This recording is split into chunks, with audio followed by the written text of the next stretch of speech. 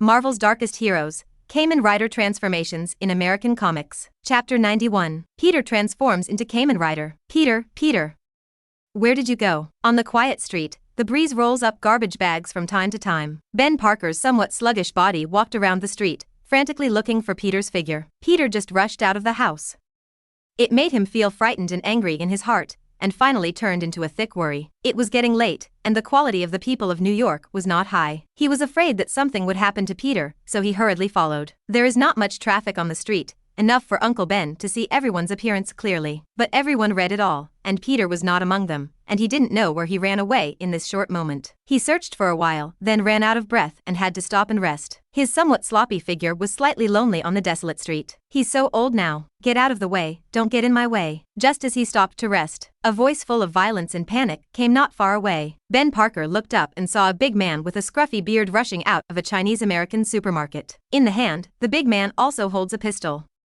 Let the onlookers pull out their legs and run in fright. Look at the crumpled change that flies out of his pocket from time to time. Ben Parker instantly understood that this was a robber. But he didn't panic too much, because on a night in New York, a robbery with a gun is normal. The reason why he asked Peter not to come back too late every day was because he was worried. Get out of the way, old man. I told you to get out of the way, didn't you hear? But unfortunately, this robber does not go east or west. It's actually running towards his path. And he just walked for a long time. He didn't have any strength, and he was gasping for breath to rest. Wait, I'll leave. Don't shoot. Uncle Ben stood up and prepared to leave. Damn old fellow, go die. The anxious robbers could not wait and pulled the trigger. Only a bang was heard. Ben Parker suddenly felt that the world in front of him had changed. Everything in front of me seemed to be soaked in blood, turning a thick blood-red color, and then everything blurred. He opened his mouth, first feeling a sharp pain, but unable to say anything. Then the body fell down weakly, the mouth and nose began to disobey, and breathing became difficult. Uncle Ben. In the blood-red world in front of him, a figure suddenly came. He felt the other person's tears fall onto his face and mouth, warm and a little bitter. Peter. He struggled to control his mouth and weakly called out the name of the person in front of him. He also wanted to reach out and touch his face, but he really didn't have the strength to raise his hand. Take care of it, your Aunt May. Ben squirmed his lips and explained his last words, Uncle Ben. Don't, Uncle Ben. Peter is now filled with remorse and sadness, and can't wait to slap his disobedient self a few times. Looking at the blood gushing out of Uncle Ben's chest, his tears couldn't stop staying, but all the actions to redeem it were to no avail. Please, who can help me? Can anyone help me? Peter pleaded with grief to those around him, but the people around can only cast sympathetic glances powerlessly. Nope. Peter was in deep pain and watched Uncle Ben slowly lose his breath. At this moment, a familiar voice entered his ears. Izzy, prepare the special medical cabin and transfer the emergency treatment team and surgeon. Mr. Yen. Peter turned his head and saw the two people in front of him. His sad face had joy, and his desperate eyes surged with hope. Yen Tianqin and Izzy appeared beside him. Mr. Yen, please, save my uncle. Peter cried and cried towards Yen Tianqin. He is not even an adult now, and he is indeed a child. It's okay, kid, I've called the medical team over. They can get anywhere in New York in 5 minutes. Don't worry, I'll save your uncle. Yen Tianqin touched his head and comforted. Soon. It's only been about half a minute. A spaceship with the Tianqin Intelligent logo floated in the sky. A medical team, composed of Shumakia, descended from the sky. In less than a minute, Ben Parker's body was put into the medical cabin and began to receive treatment. Report, boss. Ben Parker's surgery was a success. The bullet shrapnel was all removed, and it was completely out of danger. However, his physical fitness is not very good, so he is still in a coma. It will take about 3 days to wake up. The entrance of Tianqin Intelligent Hospital. A doctor dressed as a Shuma Jia was reporting to Yen Tianqin with a reverent face. I know, you guys retreat first. Yen Tianqin nodded and gave orders to look at them. Then he turned his head, looked at Peter Parker, who was visibly relieved, and stepped forward to pat him on the back. Since your uncle is fine, call your aunt back. She probably worried about it for a night. Okay, thank you, Mr. Yen. Peter cast a look of pure gratitude, then took out the phone, walked to the window, and began to contact Aunt May and report on the current situation. Yen Tianqin stretched. It's 6 o'clock in the morning. His advanced medical team rescued one night and completely rescued Ben Parker. This is also a good person with a good reward. In fact, his saving of Ben Parker is not intentional, nor can it be said that it is an unintentional move. The main thing is that although he has laid out so many conspiracies, he is still a good person in his bones. Ben Parker is also a purebred good person, so Yen Tianxin admires him. The world needs such good people. As for enlisting Peter and making him his own, it was incidental. The 500 or 600 special impact factors that Peter provided that night were also not the point. Thank you, Mr. Yen. My call is over. Peter put down his mobile phone, breathed a sigh of relief, and said obediently in front of Yen Tianxin, "How is it? Aunt May is okay." Yen Tianxin looked at Peter's relieved smile and smiled as well. Okay. Just worried for one night, I gave her a cold again, and she is a little tired now. Peter rejoiced for a moment, blamed himself for a while, and then fell silent for a while. He said again to Yen Tianxin, "Thank you sincerely, Mr. Yen. I said it was okay." Yen Tianxin waved his hand. "But you've helped me twice.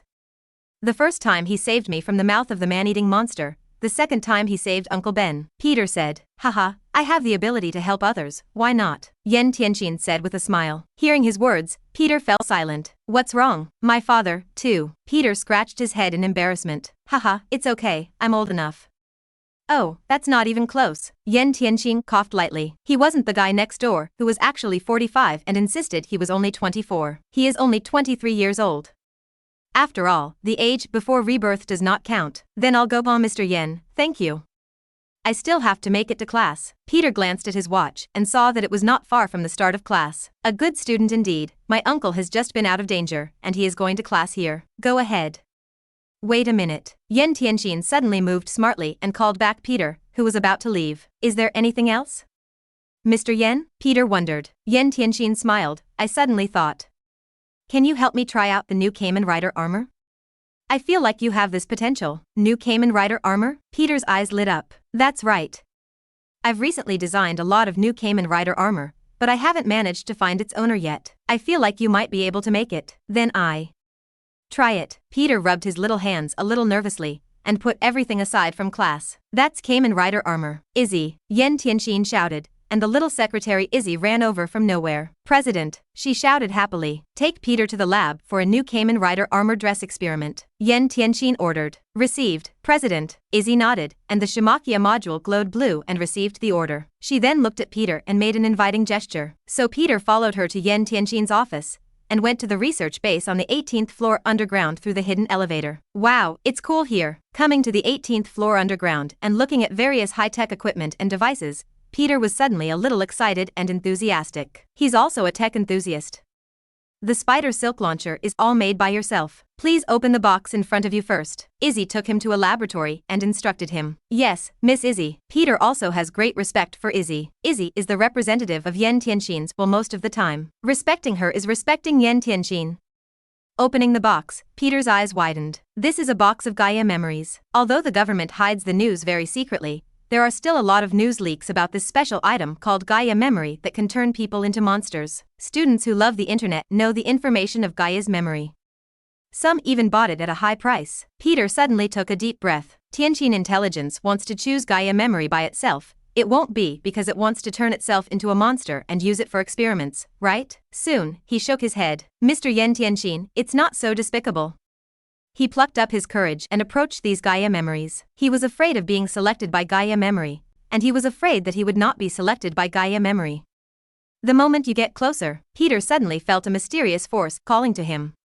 He immediately followed the call and looked at the upper left corner of the box. A black Gaia memory seems to be constantly sending messages to him like a delicate beauty, glaring at him. "Do you have a fancy for me?" Peter took a deep breath and picked it up. Looking at its black and cold appearance and feeling its heavy weight, it really looks like a tough guy. "Then it's up to you to decide." Peter picked it up and looked at Izzy. "Congratulations. Recognized by Ace Memory." Izzy clapped his little hands happily and sighed. "This is the most potential of these memories. I think the president will be very happy to know that you have been picked by it, because this is what his father left him." Gaia memory left to him by Mr. Yan's father? Peter's eyes flickered at the memory given to him by Mr. Yan's father, but he chose himself. Could it be that he really has a special relationship with Mr. Yan? Shaking his head, Peter stopped thinking about these things. "Okay, next, let's try its power." Izzy points to the special experimental space made of alloys and special glass on the opposite side. "Please go over there and experiment with the lost drive and Gaia memory." "This is the drive?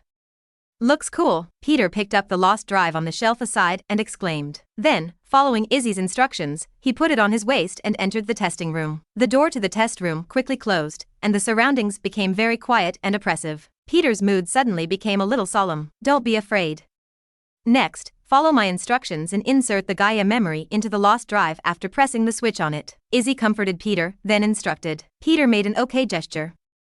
Pressed the switch on the Ace memory. Joker, Ace memory sounds. Peter followed the instructions and quickly inserted the memory into the drive. Next, it's time to summon Kamen Rider Joker armor. Please get ready. 3, 2, 1. Press the switch. Izzy fell. Peter obediently flipped the switch on the drive. Then, he clearly felt a huge energy bursting out from Gaia's memory. Then through the belt, it was pouring into his body quickly. I saw an inexplicable burst of energy, with countless black armor fragments, rushing towards Peter. In the blink of an eye, it quickly covered his body and wrapped him tightly. Then on his body, a set of armor full of science and technology was instantly formed. What a great feeling. After transforming, Peter clenched his fists and felt the power in his body. It's an experience like never before. Chapter 92, The Connection Between Street Heroes and Kamen Rider. Feel the feedback coming from your body. Peter only felt that his whole body was refreshed and full of strength. Also, I don't know what kind of special case it is. The power of Kamen Rider's armor and the original mutated power of his body began to merge, and there was an exponential increase trend. Next, test your data on the instrument. Izzy took the small microphone, stretched out a little finger, and pointed to the various instruments in the test room. Understood. Peter immediately clenched his fists. Then punched the virtual target next to you. 130 tons, 245 tons, 633 tons. He punched normally, and each punch unleashed hundreds of tons of power. His mutated power and Kamen Rider Joker increased each other, and he actually reached this level without using his full strength. Try my leg strength next. Peter adapted to the armor and aimed a sidekick at the virtual leg target. 1,256 tons. This data lights up on the instrument panel. Try it with all your might. Peter recharged his strength and kicked out again. I saw a click. His foot passed through the virtual target and kicked into the instrument detection port in front of him. The data on the instrument panel soared instantly. Then sparks and black smoke came out, and it was directly scrapped. I didn't mean to. Peter was startled, and suddenly stood frozen in place, not knowing what to do. He panicked in his heart, and he didn't know how much this instrument was worth, and whether he could afford it. It's okay. It's okay if you're okay. Izzy was unimpressed, and a set of instruments was millions of dollars. Sell a set of Kamen Rider Abaddon and earn it back. It's all small money. Congratulations, Peter, you successfully passed Kamen Rider Joker's test. From now on, you are a user of Kamen Rider Joker. Izzy didn't know when he had connected Yen Tianxin, and 02 Yen Tianxin's projection appeared in front of Peter and said to him happily, "You successfully influenced Spider-Man Peter Parker. Get 1,000 special impact factors. Is it?" "Thank you, Mr. Yen." Peter was extremely excited and looked at the handsome Kamen Rider armor on his body. "Think about the rudimentary Spider-Man combat suit you sewed. Isn't this more fragrant than that? In the future, the name Spider-Man will be used less. From today, he is Kamen Rider Ace." Peter secretly made a decision. Hell's Kitchen. Due to the loss of Jin's repression, fierce battles now break out every day in Hell's Kitchen. Countless small and medium-sized gangsters are fighting for a little territory. Of course, their fighting must have affected many innocent residents. Damn, we poisonous spider gang won't let it go. Yes, a stick knocked the gangster man in front of him, and Daredevil Matt jumped from the roof. What's going on inside? He stepped forward and asked. It's all solved. Jessica came out of the room, 5 or 6 big men in one hand. After tying up all the members of the small gang of poisonous spiders, Matt opened a nearby fire hydrant and washed all the drugs in their base into the sewers. Let's go. Go see how Danny is over there. The two nodded and hurried towards another block. Recently, Danny Rand, who does not fight and does not know each other, has also joined the ranks of street heroes. The power of the other party's Iron Fist has also helped deal with many gangsters. However, Danny and Frank are still at odds, and the two almost never act together quickly, and they rush to Danny's position to deal with the gangster. That's Ninja.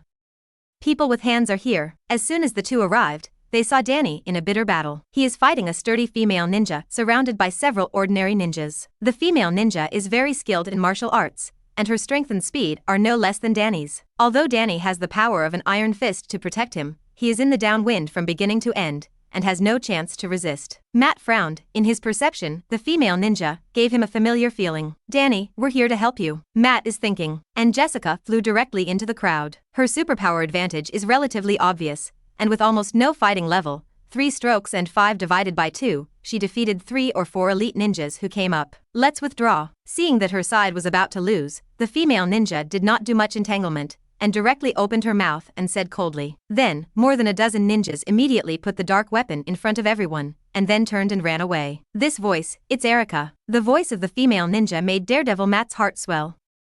That voice just now, he will never forget until he dies. That was his first love, the voice of a girl named Erica. Erica, is that you? Matt immediately chased after the fleeing ninjas. Hearing his call, the female ninja couldn't help but frown. Her eyes moved, and she seemed to remember something. Do you want to stop and kill him? A subordinate suddenly asked. Forget it, don't make more trouble. Erica shook her head, and the figure that belonged to Matt in her mind became clearer and clearer. Erica. Looking at the ninjas without a trace, Daredevil stopped chasing. What's wrong, Matt? Jessica and Danny also rushed over, looked at Matt's appearance, and asked curiously. That female ninja, much like my first love girlfriend, Erica. Matt looked complicated and his thoughts were confused. He didn't want that female ninja to be Erica, and he was afraid that she wasn't. My own Erica, why would she join the Hand Union to do bad things? Matt, you should be mistaken.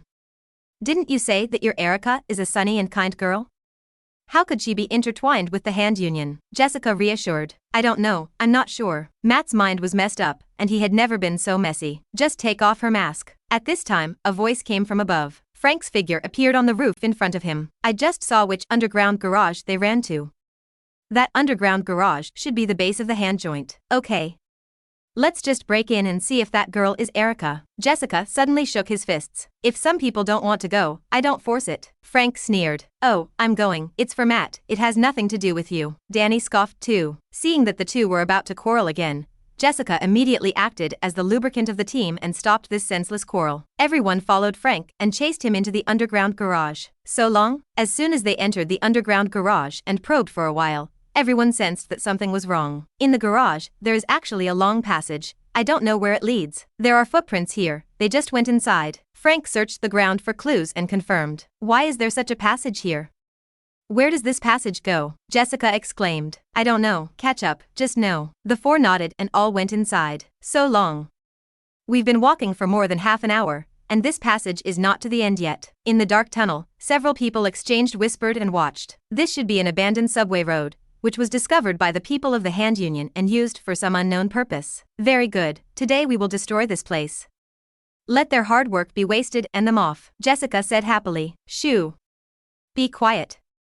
I could feel that they were right ahead. With Daredevil Matt's sound, several people instantly maintained absolute silence, bent down, and secretly approached forward. In front of it is an abandoned subway platform, converted building. Two big men with guns stood guard at the door, and multiple ninjas lurked around. Everyone looked at each other a few times, and they all understood their respective tasks at once. The four of them took advantage of the dark dead corner and approached the gun-wielding men and ninjas. Four people shot at the same time. Daredevil, Danny, and Frank solved the ninja in the corner, while Jessica instantly flew down from above and twisted the necks of the two gun-wielding men, then gently threw their bodies under the platform. Go! Four people entered the building, solving a few more guarding ninjas. They finally came to the real interior of the building. There was only a negotiating table in the room before the meeting. At either end of the table, there were two groups of people. A group led by a middle-aged woman in a yellow trench coat should be handheld, because the female ninja who was suspected of Erica and several elite ninjas were sitting on their knees behind her. The other group, who didn't know where it came from, was a tall, bald-headed middle-aged and elderly man with a gray beard. Several people decided not to do it first and listen to what the other was talking about. Mr. Stanny, your bid is too low.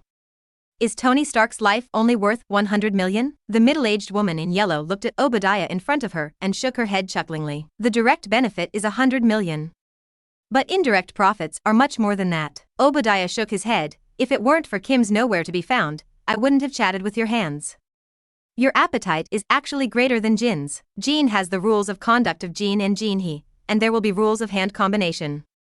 If you say 100 million, it is not impossible to promise you, but we want 20 Gaia memories of the kind you have. Alexandra smiled and pointed to several men in black suits behind Obadiah. 20.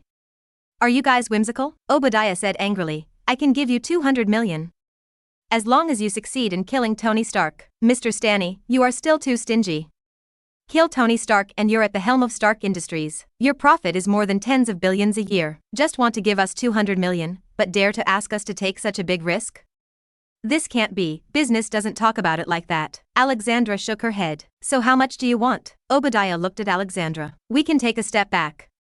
$500 million, plus 10 Gaia memories on your hands. Alexandra gave her own answer. You are a lion with a big mouth. Obadiah was a little angry. If you think it's too much, then please find another master. I believe that at a price of 100 million, there will be many little gangsters who will go to Tony Stark for trouble. Of course, if we can kill him or not, we don't know. Alexandra smiled. Kill Tony Stark.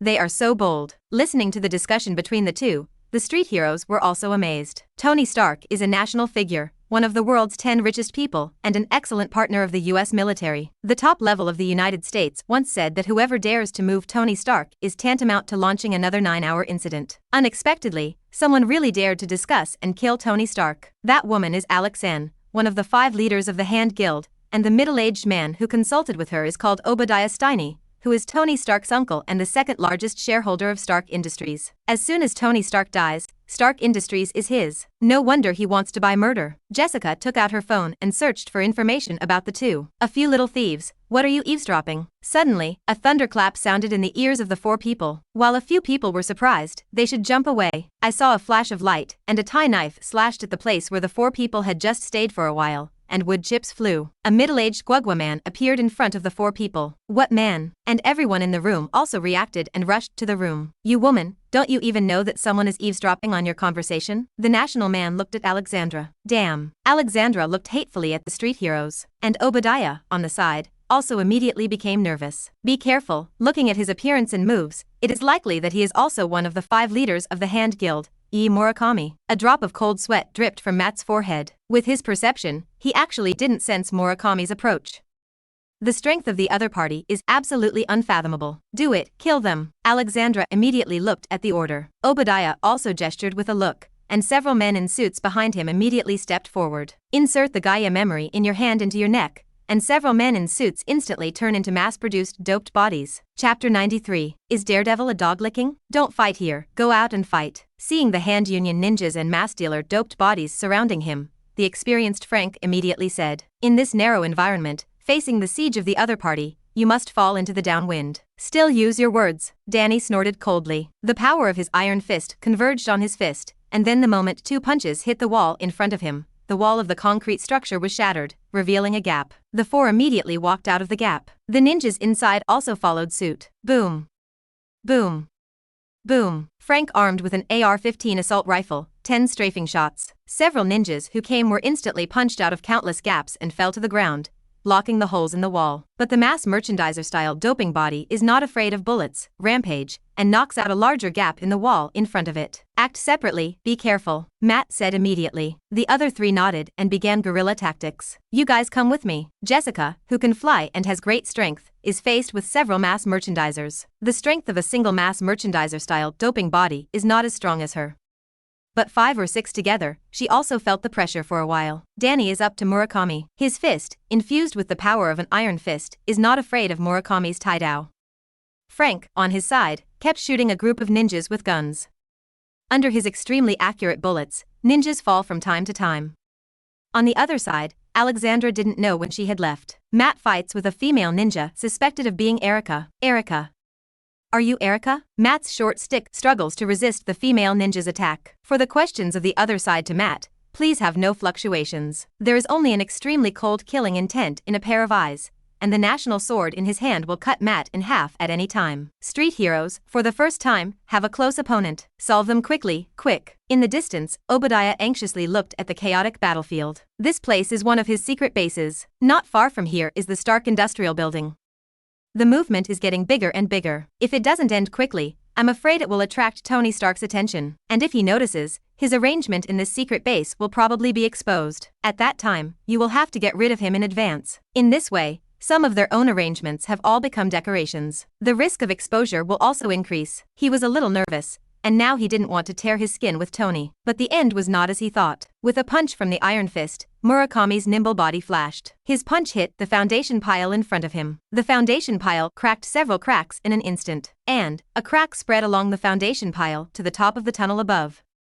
It's like knocking over the dominoes. The sound of cracking resounded throughout the passage. Run, this place is going to collapse. Matt, who was perceptive, immediately noticed the anomaly, and he avoided the female ninja's attack and shouted towards his partners. Go over there.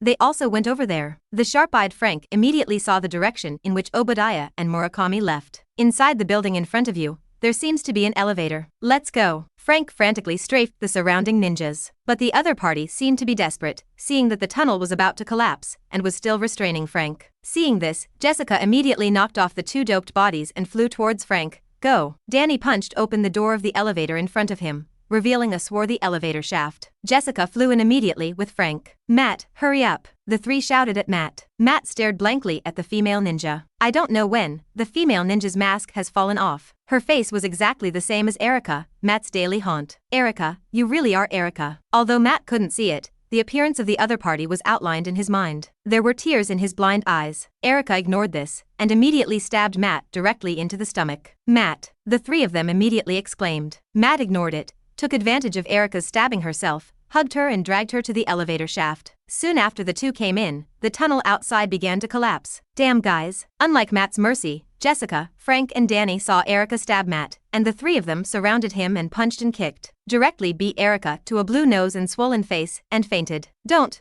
hurt her. Matt shouted weakly. No, I've known you for so long, you're actually licking a dog. She's going to kill you, and you're still protecting him. Jessica hates that iron is not steel. No, Erica must have been brainwashed by the hand combination. She is not such a ruthless girl. Matt, despite the pain, argues with Jessica. All right. Let's climb up first. Matt needs to be treated quickly. Frank glanced at the elevator shaft. The exit in front of him has been blocked by rubble, and there is only a way out if you climb on it. Several people nodded. Give Matt a simple bandage. Jessica picked him up first and quickly came to the roof. Then he tore off several strips of cloth from Erica's body and tied her hands and feet so as not to sneak up on her when she woke up. Transporting the two to the top, she waited for Frank and Danny above. Fortunately, the physical fitness of both of them is far beyond ordinary people, and the elevator shaft tens of meters high climbed up in a few minutes. The elevator leads to a public toilet management room, which is very hidden. Where is this? A few people walked out, but they looked at a small garden square. It's the central square of Stark Industries. Jessica's eyes froze and she saw the building behind. This underground tunnel actually leads to the bottom of Stark Industries. Stark Industries security guards are here. Such a big movement just now definitely attracted attention. Even though it was night, Frank still saw the security guards around him. What a guts, dare to come to Stark Industries to steal. Arrest them all. Several people looked over angrily, only to see that Obadiah just now was holding his hands behind his back and looking at himself with a serious face. Jessica was about to argue, but suddenly thought that this was the other party's territory. Seeing so many heavily armed security guards and Shemajia surrounding themselves and the others, the three of them were ready to fight out. Right at this moment, swish, a figure dressed in red armor flew quickly. Uncle Obadiah, what's wrong? How do I feel that there is an earthquake in Stark Industries? The red armored mask opened, revealing Tony's cynical face. Nothing, Tony.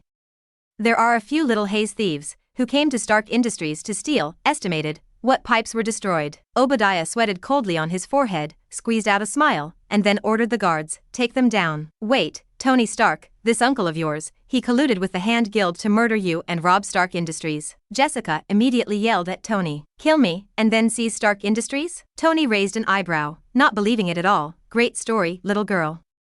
I hope you can make up Fruit One in prison. Don't believe me. We have proof. Jessica threw Erica behind her casually on the ground. You see, this is the ninja of the Hand Guild. Just below your Stark Industries, there is a secret base where your uncle and this group of ninjas are discussing things to harm you. Suspicion flashed across Tony's face. Tony Stark, don't be fooled by these thieves. Secret base, this kind of thing is also believed, haha. Obadiah smiled, but his back was drenched. Wait, Uncle Obadiah, how do I feel that you are a little abnormal? Tony looked at Obadiah and felt that something was not right. Also, I know all about Stark Industries' underground layout. There are no pipes underneath this area. Why did the earthquake happen? Arrest them first, and then investigate these. Obadiah smiled awkwardly. No rush. They can't run anyway. Tony shook his head, but refused. Come on, let me investigate carefully and see what you guys are doing under my company. You can investigate the truth, but before that, can we get our companions to the hospital? He was seriously injured, Danny said as he carried Matt on his back. It's okay, I have a medical type Shemajia here. Tony turned his head lightly. Jarvis, help me transfer the newly purchased medical show Magia. Received, sir, Jarvis replied immediately. Soon, a small team of Shemajia, dressed as paramedical staff, came running and took Matt away for treatment. Erica. Matt was confused and shouted Erica's name. Okay, now, it's up to me on the field. Tony snapped his fingers. So, where did you guys come to Stark Industries? I remember that at night the doors would be closed and no entry would be allowed without an invitation. I'll take you, that's the elevator we came up to. Jessica volunteered and took Tony to the elevator that had just come up, and Obadiah on the side had already sweated coldly. His eyes suddenly darkened, as if he had made some decision. Here, there is actually a hidden elevator. Even my Stark owner doesn't know. Tony looked at the elevator hidden in the public toilet management room in front of him, and was amazed. He suddenly turned his head, looked at Obadiah, and asked, "Uncle Obadiah, do you know how this elevator came about?" "I don't know, it may be a secret base built by your father." Obadiah naturally would not admit to knowing. "Makes sense. My father just likes to hide some secrets." Tony nodded and entered the elevator. Oh. There is indeed no hole, but unfortunately, it is blocked by broken stones. Tony went up again with some regret. What about Uncle Obadiah? When he came up, Obadiah suddenly disappeared. Sure enough. Is that you? Tony thought of something, and his face suddenly became complicated. Regarding Obadiah, in fact, he had doubts after he returned safely. After all, only a few people know about his trip to the Middle East. Himself, Pepper, the US military, and Obadiah. Compared to Obadiah and Pepper, he is of course more suspicious of the US military. But when he returned, when he saw Obadiah's astonished face, he became suspicious of it. However, remembering that Obadiah was kind to him when he was a child, he never wanted to believe that Obadiah would do such a thing, so he never investigated him. And such as, today, there are more and more doubts on Obadiah, and it is impossible to say it without investigating him. Tony, what to do? Bodyguard Harney also came to Tony Stark's side, looking unkindly at Jessica and other street heroes. Obviously, he doubted these people more. "You take someone to protect Pepper, I'm waiting for someone." Tony was silent for a moment and said, he knew that Obadiah was probably going to do something to prepare. But with Tony's ego, he asked Obadiah to prepare, then defeat him, knock him down, and question him again why he did it. "Got it." Hani nodded, and then looked at Tony worriedly. "Then you." "Don't worry." Tony waved at him and motioned for him to go and do what he had to do. Seeing Hani leading people away, Tony set his sights on Jessica and the others. "Let's go. I just checked your identities, a bunch of righteous perverts in tights. Get out of here quickly, your friends I will heal me." Tony chuckled. "Can you handle it?" Jessica asked. Whoosh. "I'm Tonus. Tower. Graham." Tony has a confident smile on his face. He held his head high, and the blue light of Stark Industries' 5 big words shone on his face, as if announcing his status as a master. Rumble. The next second, a missile knocked him away. Jessica. Battle. Frank. Danny. Watching Tony crash a house by a missile, the 3 turned back in unison. "I saw a big robot with a metallic luster all over its body, slowly walking out of somewhere. The robot is more than 4 meters tall. The whole body is made of special alloys, the body is very thick, and the head is a little round, like a moving fortress. There are advanced weapon systems on the shoulders and hands. More importantly, at the chest, there is a blue arc reactor that is identical to Mark's armor. Tony, suffer death." In the steel robot, an angry voice was heard. Chapter 94. Tony's Battle for Dignity. The tall iron robot walked towards the house that Tony had crashed into. Its eyes lit up with a cold white light, as if to announce the driver's ruthless "Tony, don't blame me." Obadiah's eyes were gloomy, looking at the ruined houses in front of him. A missile launcher came out of the left arm of the Iron Overlord. 6 missile launchers fired mercilessly into the house. Woo boom! A huge explosion resounded through the ruins. It seems that even if Tony was fine before, he will now be completely destroyed by artillery fire. Then next, it's your turn. A hint of murderous intent flashed in Obadiah's eyes. "Set your eyes on the Jessica 4. Everything happened too fast just now, and before they could leave, they saw Tony being directly knocked away by the big iron pimple in front of them. If you want to go now, you probably won't be able to go." How could Obadiah let the witnesses leave alive? "The first time I fought with a robot, I first covered his bottom." Jessica threw Erica not far away, moved her fist, and immediately pounced on the Iron Overlord. Shoo! Oh my god, so hard. The Iron Overlord allowed Jessica's fist to pound on him. Everyone only heard a bang. Jessica held her fist and called out that the material of the Iron Overlord was made of special steel, and ordinary bullets could not penetrate, let alone Jessica's fist. "Jessica! Come back." Jessica heard Frank's voice and immediately stomped on the ground and jumped back. In the next second, a huge iron fist smashed into the position she had just stood on. The ground instantly sunk into a large area. Frank raised his gun, and the bullet fired quickly towards the Iron Overlord's mask. Want to distract the other person's line of sight. But he didn't know that the Iron Overlord's gaze was provided by the probe of the whole body, and his behavior attracted Obadiah's attention. "I remember, you don't seem to have superpowers, right?" A sneer appeared at the corner of Obadiah's mouth. He operated the Iron Overlord and raised his right hand. A 20mm rotary cannon appeared in the right hand. "Oops, let's get out of the way." Frank and Danny's scalps tingle, and the two should run towards the bunker. Da-da-da. The cannon has a rate of fire of more than 6,000 rounds per minute. Combined with a 20mm bullet, the destructive power is quite amazing. The green belt was directly destroyed, and the walls of the houses in front of them were suddenly potholed. Fortunately, Frank and Danny were both extraordinary, and jumped into the house in time. No matter how fierce the bullet is, it is difficult to penetrate the house with a concrete 10 steel structure. Obadiah saw that the two had avoided and did not care at all. A rocket launcher instantly leaned out of the shoulder of the Iron Overlord. This is Stark Industries' most advanced anti-tank rocket, which can destroy the world's toughest tank with just one shot. Be careful. Seeing that the Overlord is about to launch a missile, Jessica worries about the safety of Frank and Danny. She jumped and flew to the back of the Iron Overlord, and smashed her fist into the shoulder of the Iron Overlord. She suddenly felt her hand bones break. But at the same time, the Iron Overlord's rocket launcher also malfunctioned. Boom! Obadiah fired the rocket, but as if it had lost its target, the rocket drew a few circles in the air and then landed on the ground nearby. A huge explosion sounded. The air wave directly overturned the Iron Overlord. Jessica's figure also flew out like a broken bag, tumbling back and forth on the ground, and finally crashed into a wall. "Jessica!" Frank and Danny suddenly cried out. Jessica has passed out, and blood is faintly oozing from the corners of her mouth. "Deserve it." Obadiah controlled the Iron Overlord to get up from the ground and laughed. This level of explosion just now did not affect him. "So painful?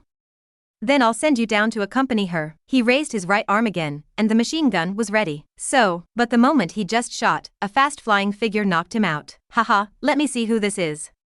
"Tony, why are you so embarrassed?" The Iron Overlord was carried back by Tony. Obadiah immediately stabilized his figure, and the huge power of the Iron Overlord immediately blocked Tony's impact. Then, he lifted Tony high and slammed it into the side of the road. Tony's body was just the same as Jessica's, rolling continuously on the ground and flying out of Stark Industries' range. "Damn it, Tony, why don't you die?" Obadiah's angry words came from the Iron Robot. In order to get rid of Tony, he really took pains. Deliberately tricked him into personally going to the Middle East to test weapons, and then contacted the 10 Rings gang and spent a lot of money to buy Tony's life. But I didn't expect that the other party would not keep his promises, and in order to make Tony build more powerful weapons, he did not kill him. Tony, who came back, actually wanted to shut down Stark Industries' weapons department and wanted to destroy Stark. He will not allow his hard work to be ruined, so he discussed with the Hand Association the means to assassinate Tony. Coincidentally, this matter was overheard by a bunch of damned Hell's Kitchen rats again. All the arrangement and planning was in vain.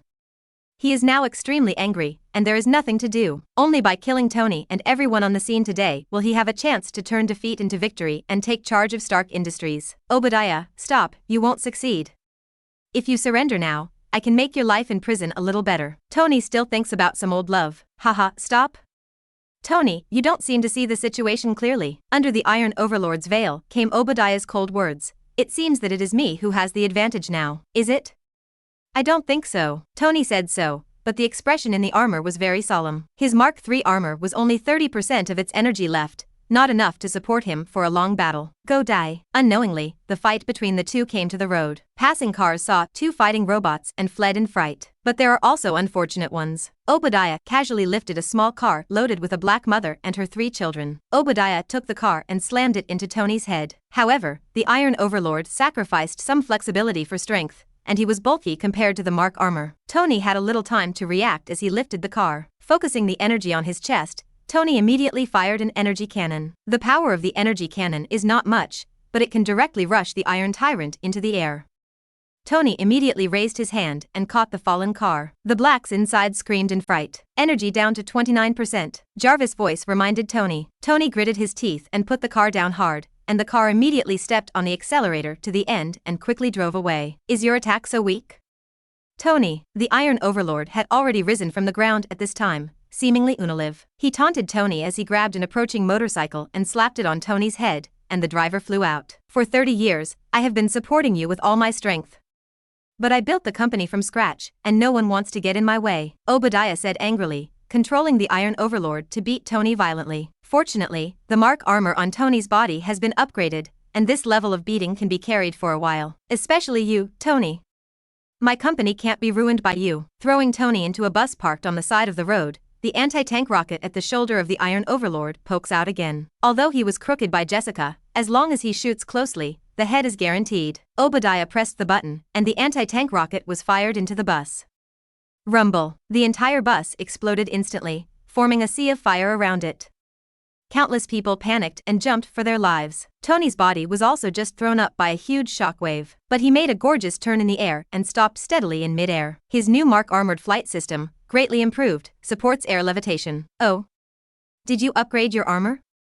But it doesn't matter, I upgraded too. Obadiah smiled disdainfully. The Iron Overlord's foot armor immediately began to change for a while. The footstep device deformed, spouted a large amount of flames, and slowly rose into the air with the Iron Overlord like a rocket. Sir, his armor seems to be able to fly, Jarvis reminded. I can see it, Tony said angrily, his face a little solemn. He has little energy left, and if the other party can fly, he has no advantage in air combat. Just when the two were fighting each other, a few more figures came to the vicinity. Tony, we're here to help you. Dr. Ethan, wearing a backward set of Mark armor, rushed over with Shokichi Narumi. Narumi Shokichi also did not hesitate to insert the skull memory into his body, turning it into a skull miscellaneous body. The two went towards the siege of the Iron Overlord. Damn it.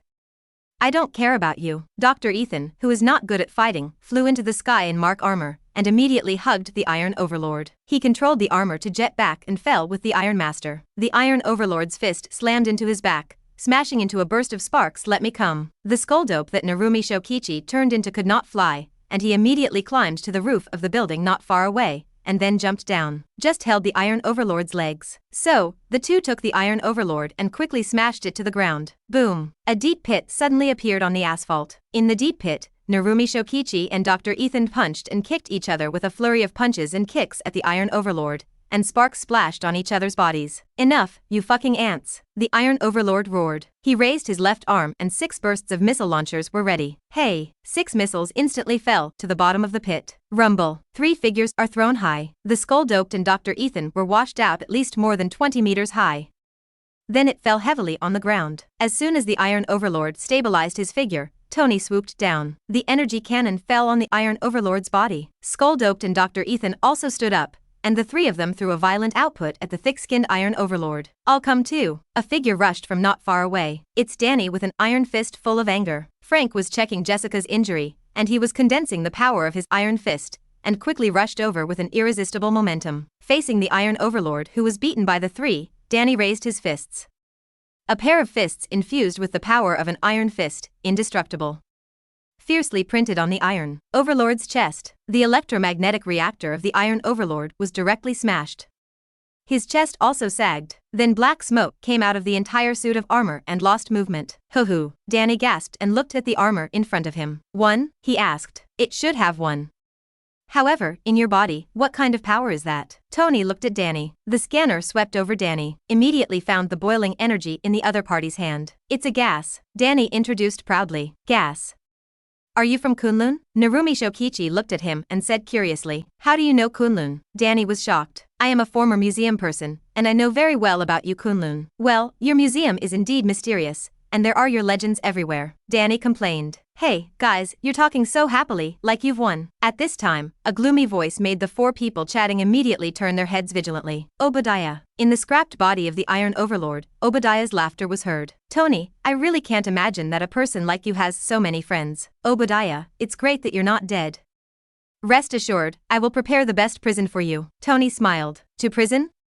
Tony, you seem to be mistaken. This battle, the winner in the end, will definitely be me. Weather. Suddenly, a voice came from the Iron Overlord armor. It's Gaia Memory. He has Gaia Memory. Hearing this voice, the 4 people changed colors in unison. Boom. I saw that the Iron Overlord armor immediately split apart, and a figure broke out of the cocoon from inside. Snow-white skin, like the figure of a warrior. Obadiah turned into a weather-doped. You hide really deeply. Tony's eyes were gloomy. Haha, Tony, you can't think of things, but there are so many things.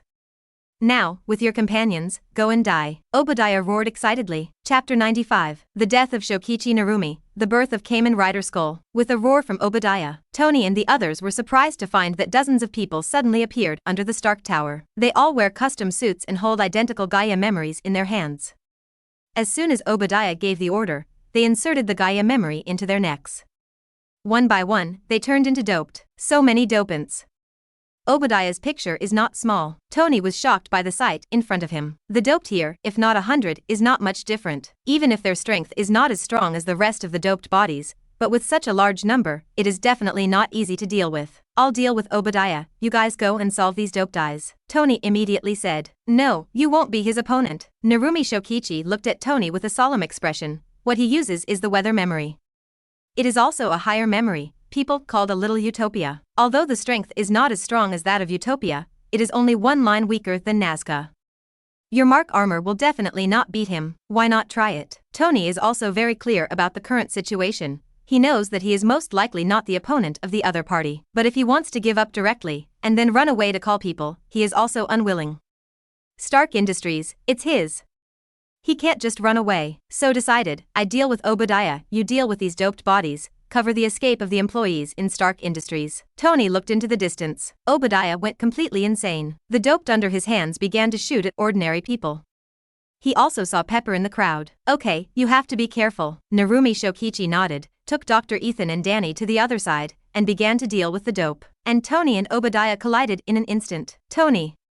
You could have died in the Middle East in peace, why, you must come back. Hurricanes and lightning flowed around Obadiah, enveloping Tony. Tony was suddenly swept up by a hurricane and whipped by lightning. Sir, the energy has dropped to 19%. The armor damage has reached 40%, Jarvis immediately reminded. Tony was about to fly away, but at some point, a thick fog appeared around him. Thunder flickered in the thick fog, and countless currents poured into his armor again. Close the weapons department. Just ruined Stark. Don't you understand? Obadiah shouted angrily, looking at Tony's abused appearance, and there was a sense of pleasure in his eyes. Obadiah, you are wrong. Closing the weapons department is saving Stark. Tony shouted weakly. Electricity poured into the armor, electrocuting him to the point of soreness. Yes, Obadiah punched him away. I don't believe it. You just damn it. You are willful, you act recklessly. You have no one in sight, you have nothing in sight.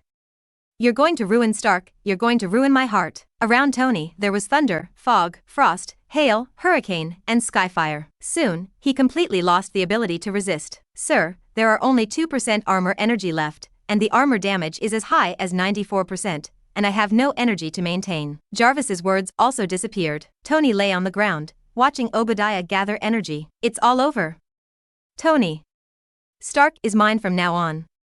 And you, doomed to be a loser. A long whip that gathered countless natural energies and was very powerful was formed in the hands of Obadiah. He lifted it high, aimed it at Tony, and swung it down. Tony. Dr. Ethan's eyes widened. Tony. Pepper cried out in pain. Tony. A voice that hurt your friend Yen Tianxin came from behind. Tony. The figures of parents flashed in front of him. Tony Stark watched the long whip get closer and closer to him. He kept his eyes on, waiting for death to come. Boom. A figure, at the moment when the long whip fell, came to Tony. Tony instantly sobered up and looked at the figure in front of him. 2.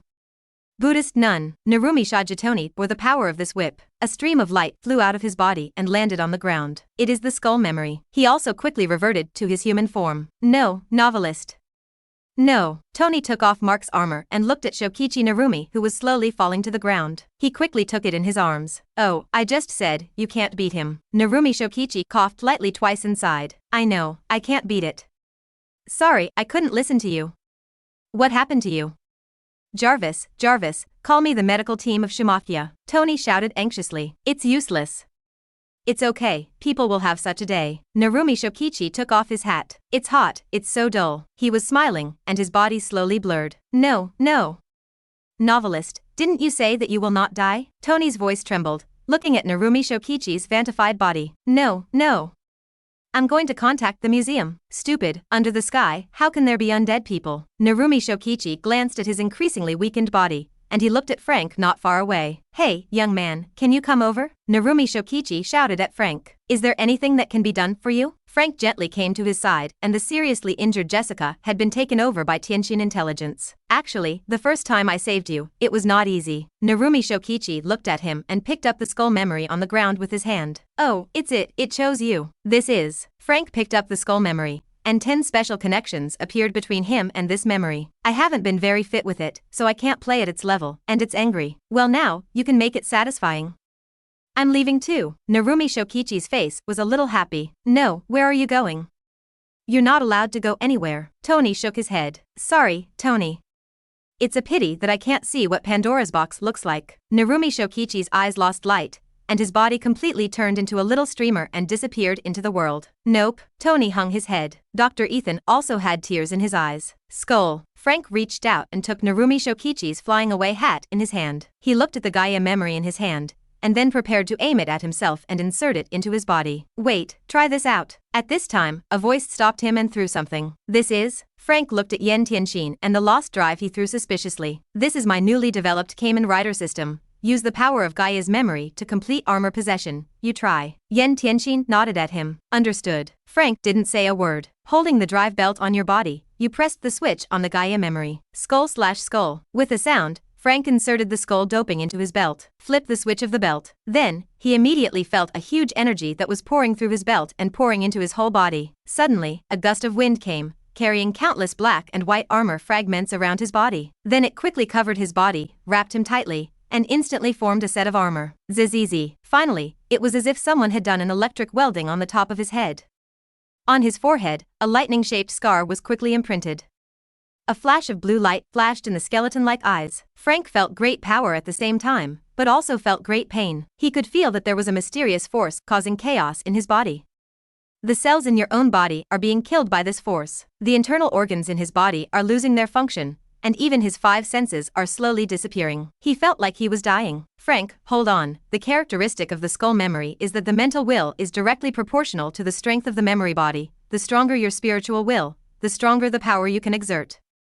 It is killing you now. Can you be killed by it? Although the voice in his ears was getting quieter, Frank still knew that this was Narumi Shokichi's last reminder. No, I can't be killed by it if I don't return. Frank's eyes flashed with determination, and he immediately held on. Every muscle in his body is fighting, breathing with all his might, resisting the invasion of death. But Frank's breathing was getting quieter and quieter. 10 minutes later, he completely lost his breathing. The cells of his body stopped metabolizing, and his internal organs stopped working. Sleeping, it's not going to die. Yen Tianxin on the side looked at this scene and was suddenly a little anxious. Frank's match with skull memory is 97%, which can be said to be completely adapted to the power of skull memory. However, the probability of death is also there. Detecting the vitality of Frank's body, Yen Tianxin frowned slightly. Don't die. His death is small. Don't affect his reputation. After all, Frank died using the drive he made.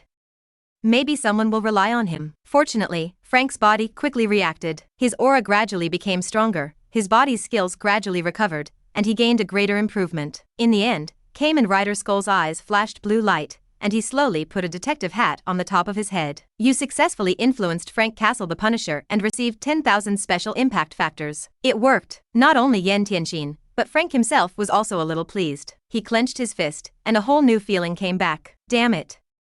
Are you guys when I don't exist? Obadiah was shocked by Yen Tianxin, who suddenly arrived and did not dare to act for a while. But seeing that several people never looked at him properly, he suddenly felt insulted. Go to death, you guys. Endless cold air sprays out to everyone. The blue light flashed in Frank's eyes, and he immediately blocked in front of several people. The armor on his body blocked all the cold. How is it possible, my cold? But it has reached more than 200 degrees below zero. Looking at Frank, who was unscathed and blocked all the cold, Obadiah showed a shocked gaze. Want to know?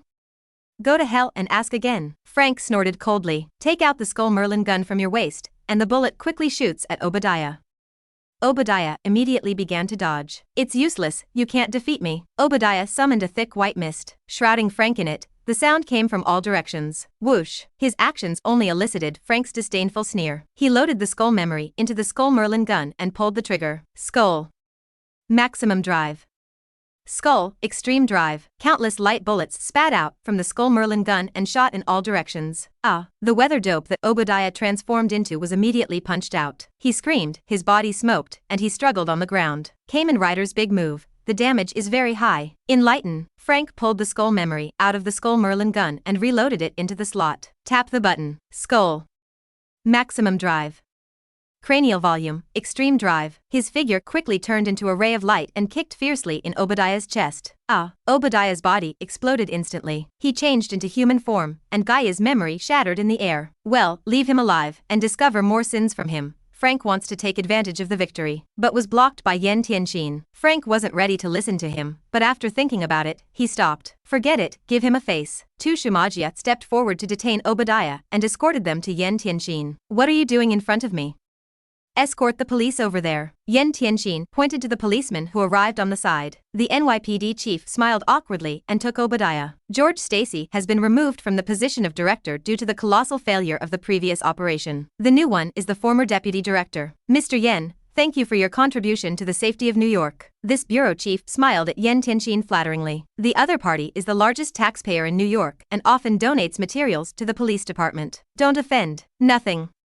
You guys worked so hard. When we eliminate these doped bodies, we still need you to deal with the aftermath. Yen Tianxin shook his hand. Don't worry. Definitely got it for you. The bureau chief smiled and just took people to stand aside, watching the Shimeji of Tianxin intelligence besiege the doped body soil. Chapter 96. Unlocking Kamen Rider Sword Illustration. Tony. Watching Obadiah being escorted away by the police, the doped bodies were also solved by their own Shimakia. Yen Tianxin looked at Tony. His eyes were blank, not knowing what he was thinking. Tony, Dr. Ethan and Pepper also rushed over, looking at Tony with tears in their eyes. I killed Heizhuangji. Damn, I killed him. Because of my ignorance, because of my damned, childish conceit. I killed a friend. Tony looked at everyone. He looked like he was laughing, but the tears in the corners of his eyes could not be hidden. He seemed to have received a huge blow, and the previous wind and clouds were light, and the appearance of full of confidence was completely gone, left with a downcast body and ashamed emotions. Don't be, Tony. Heizhuangji definitely doesn't want to see you like this. Dr. Ethan comforted him. No, Ethan. You know, Heizhuang has long reminded me that it is best to retreat to find the warm army first. But I didn't, I thought I could beat each other. I don't know what to think, I'm so naive that I thought I could defeat each other. Damn it, I'm so conceited, of course I think I can beat him. But Heizhuangji died for me. Because of my conceit, he died. Tony was visibly grieving and blaming himself. Tony, Pepper hugged him tightly, and now Tony was distressed. Oh. Slow down yourself. Yen Tian's heart was worried, but his heart blossomed. Narumi Shokichi exited this wave. Tony Stark, Dr. Ethan, Frank and several others immediately contributed thousands of special impact factors. All at once, you can unlock a Kamen Rider guide. Bidding farewell to Tony, Yen Tianxin set his sights on Frank and Danny. Now, the street heroes foursome. Matt and Jessica are both seriously injured and are being resuscitated. That's all that's left of them. Matt and Jessica have been resuscitated in my medical cabin, and now according to the report, Matt is completely out of life-threatening danger, and Jessica is basically unharmed. You can rest assured, Yen Tianxin said to the two. Thank you. Frank and Danny spoke at the same time. Then the two were stunned for a while, each glanced at the other, and snorted coldly. By the way, don't rush to leave. I have something I want to discuss with the two of you. Yen Tianxin suddenly said. What's the matter? The two asked at the same time. Do you have any ideas? Find a serious job, pay you insurance, so that you have social status. Yen Tianxin looked at the two and said, I'm here, but I have such a good job. No need, thank you. Frank flatly refused. Don't be so direct. I mean, I'm going to set up an organization called Kamen Rider Council. The aim is to take on superpowered criminals and monsters like doped bodies, or Pheno Enoch. Now is the time when people are needed. You righteous people are exactly what I want. I'll build and upgrade Kamen Rider armor for you and spy on the world with satellites. You are responsible for receiving orders and being dispatched at any time. How is it? Yen Tianxin introduced his intentions. Frank and Danny looked at each other and quickly turned their heads away. We'll think about it. Frank nodded, then removed the lost drive. This is returned to you. No, this one is for you. Using the power of Gaia memory directly will have a big side effect. With a driver, the side effects are minimal. If you guys think about it, you can always contact me, of assistance. This is her call. Yen Tianxin gave Natasha's phone to the two. This kind of drudgery, just throw it to her, don't tire Izzy. Well, thank you. Frank nodded, put away the lost drive and Gaia memory, and quickly left with Danny. Phew. Everything, in my grasp. A mysterious smile appeared at the corner of Yen Tianxin's mouth, returning to Tianxin intelligence. The anti-surveillance system is opened, and windows and doors around it are set up to prevent detection. He looked at his panel. Host, Yen Tianxin. Age, 23. Unlocked Kamen Rider Guide, Kamen Rider 01, Kamen Rider W, Kamen Rider 555, Kamen Rider 1. Equipment, Kamen Rider 01 Drive, High Leaping Locust Program Sublimation Key, Kamen Rider Lost Drive, Kamen Rider Tendi Transformation Set, Shining Assault Bug Program Sublimation Key, Metal Cluster Locust Program Sublimation Key. Ability, Earth Library. Whose Slave, Izzy, Zaya Satellite, Kamen Rider Destroyer, Tianjinyu, Narumi Shokichi, Sonasaki Tsutoko, Sonasaki Wakana, Hokuchi. Common Impact Factor, 672454. Special Impact Factor, 5,000 special impact factor, just 5,000. Yan Tianxin didn't say a word, and directly began to unlock. Congratulations, you have successfully unlocked the Kamen Rider Blade, Sword, Book. Unlock the illustrated reward, all undead cards. Yan Tianxin's face blossomed with joy. Undead, exactly what he wants now.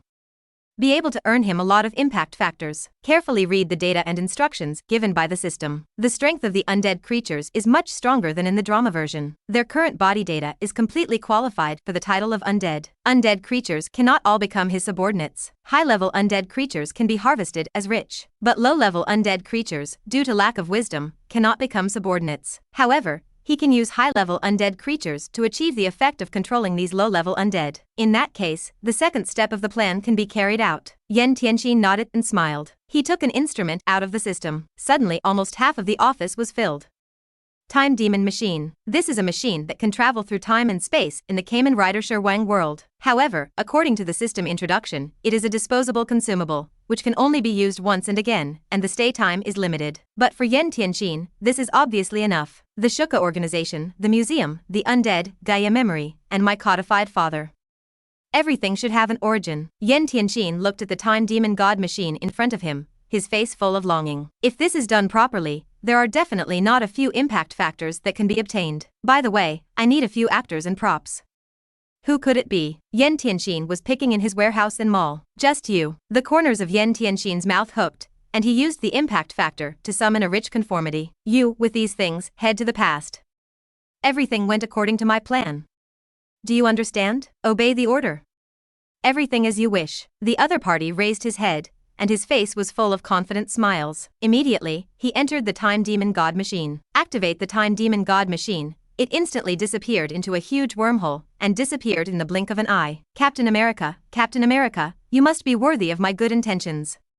Whether I make or lose this trip, it's up to you. Yan Tianxin sighed. The purpose of the Time Demon God machine is Steven, who has not yet become Captain America. At the moment when Yan Tianxin had just sent out the Time Demon God machine, a mysterious place in the Himalayas, Taj, an Asian man with a hint of cuteness in his face showed a surprised gaze. I'll go, the eye of Agamotto shines. He rubbed his eyes, making sure he could clearly see the emerald green light of the Agamotto eye flash. Although the time was short, he felt a trace of unusual meaning from this. Wang immediately stood up and called for a mysterious and majestic figure. What happened, King? A portal with a mysterious pattern suddenly appeared in the room. An Asian bald woman in a yellow robe walked out. She was loving, kind and strong. A pair of eyes full of mysterious flashes like the universe.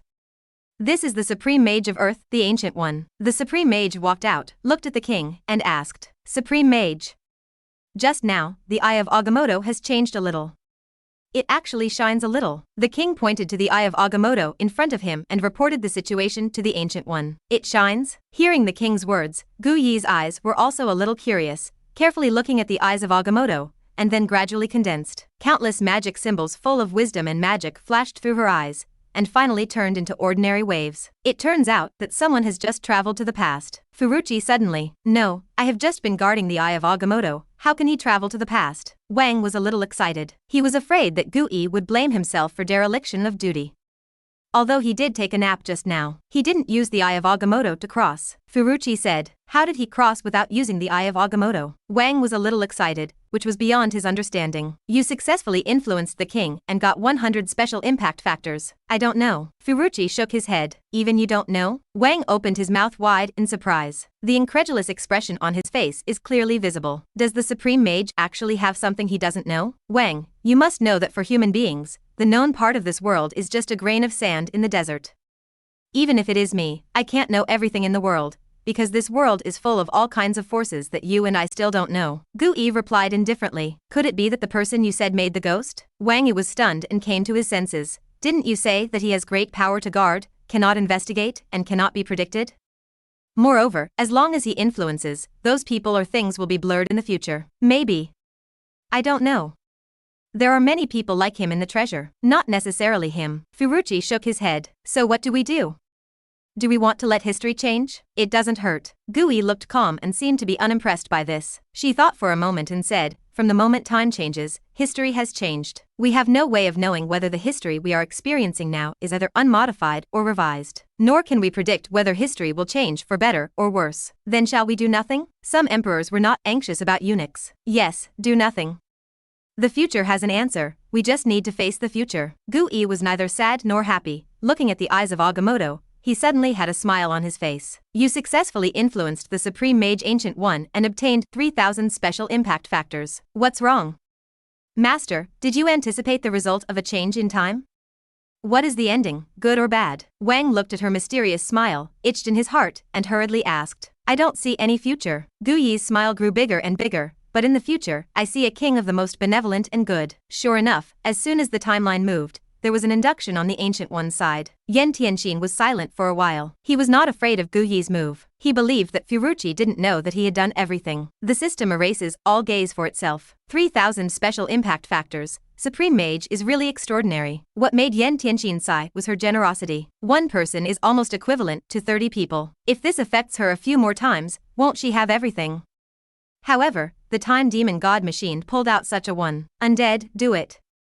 Earn me more impact factors. Yen Tianxin drew a few cards from the undead cards and moved. The cards in your hand disappear in an instant and can appear anywhere in the world. Shield, don't let me down. What whole cards are there? Use them quickly. Yen Tianxin had a mischievous smile on his face. Mom Jafark, Mom Jafark. In a certain shield base, Nick Fury was furious in his office. He got the news a few days ago. The research products of himself and others in Yen Tianxin's father's underground base actually appeared in the hands of a group of terrorists. What does this indicate? It means that there are traitors in S.H.I.E.L.D. There must be someone doing something out of the way. However, he sent a squad to investigate for several days, and no trace of the traitor was investigated. Such a large research institute, all under the condition of monitoring, cannot find traitors. Could it be that the entire institute is a traitor? Nick Fury was very angry and felt that his skills needed to be strengthened. Ding ding ding. The phone rang. Hey. I'm Nick Fury. Chief, someone picked up a mystery card in Atlanta. After testing, it is very likely to be the product of aliens. Over there came Coulson's excited voice. Chapter 97. Undead vs. S.H.I.E.L.D. Georgia, USA, with its capital in Atlanta. Atlanta National Forest. A helicopter slowly landed on the forested hill in front of it. Nick Fury stood on the plane and saw Coulson waving at him. What about the cards? After getting off the plane, Nick Fury didn't say a word and asked directly. The card is still in the hands of the discoverer, and he wants $100 million to hand it over to us. Coulson smiled wryly. $100 million, why didn't he grab it? Nick Fury followed Coulson's steps with wide eyes, and the two came to the mountain forest in front of them. This way, the two walked along the mountain road for a while, and soon, they saw a tent. Only in front of the tent sat an old man with gray hair, and several agents sat beside him. The old man looked impatient and held his hands on his chest. There is a camera next to him with the log 0 of Tianxin Intelligence. Looking at the flashing blue light on the camera, it means that this camera is working, recording everything around it. But whenever the agents were a little turbulent, the old man would sternly scold.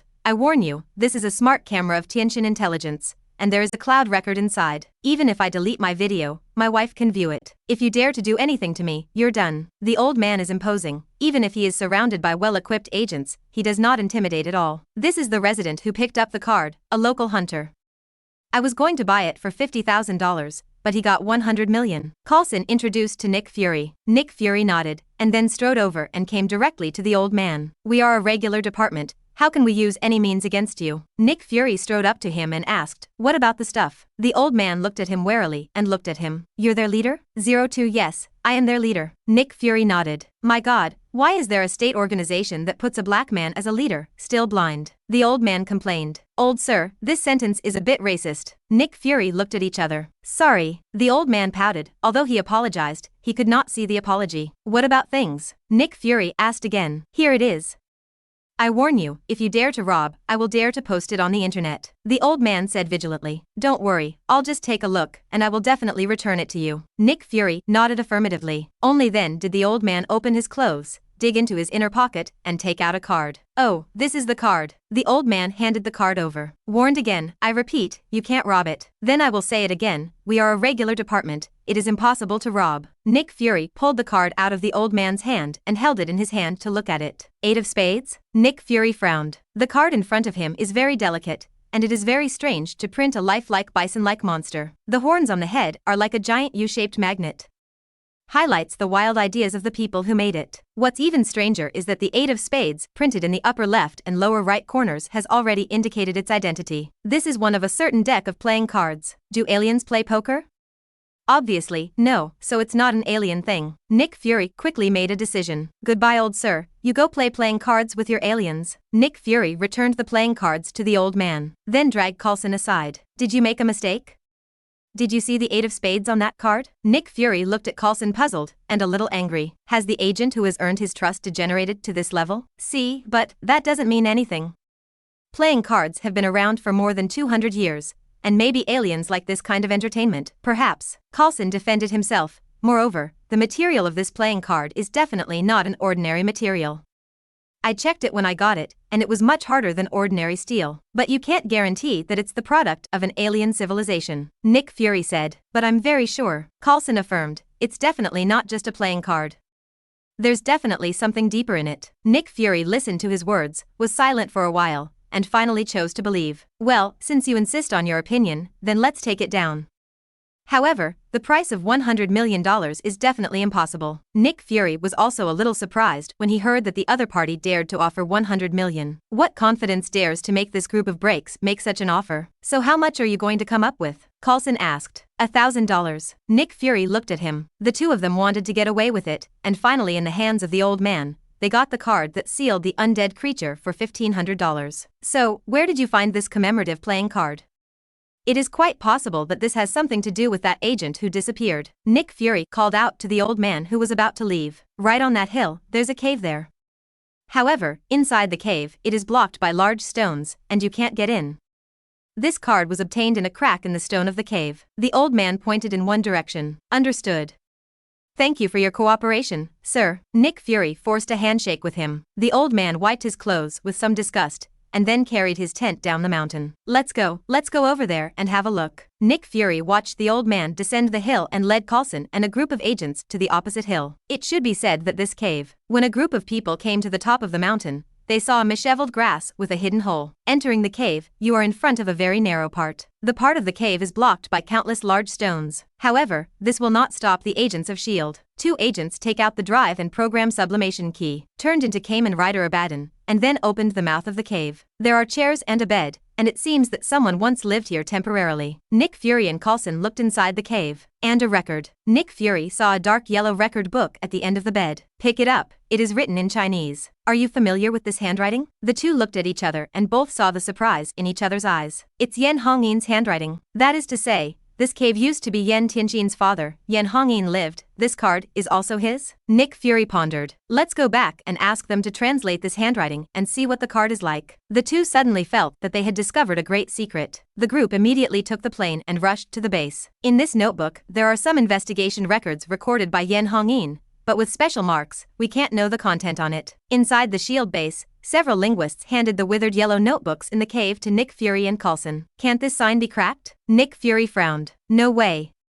This is a mark made by himself. It does not belong to any system in the world, and it is estimated that only he can know what is recorded. The linguist said, however, there are several Chinese and Japanese in it, translated, which should be immortal species, seals, pokers, etc. Undead. Nick Fury and Coulson said immediately. Then Coulson's eyes lit up. We know that the undead cannot be destroyed, only sealed.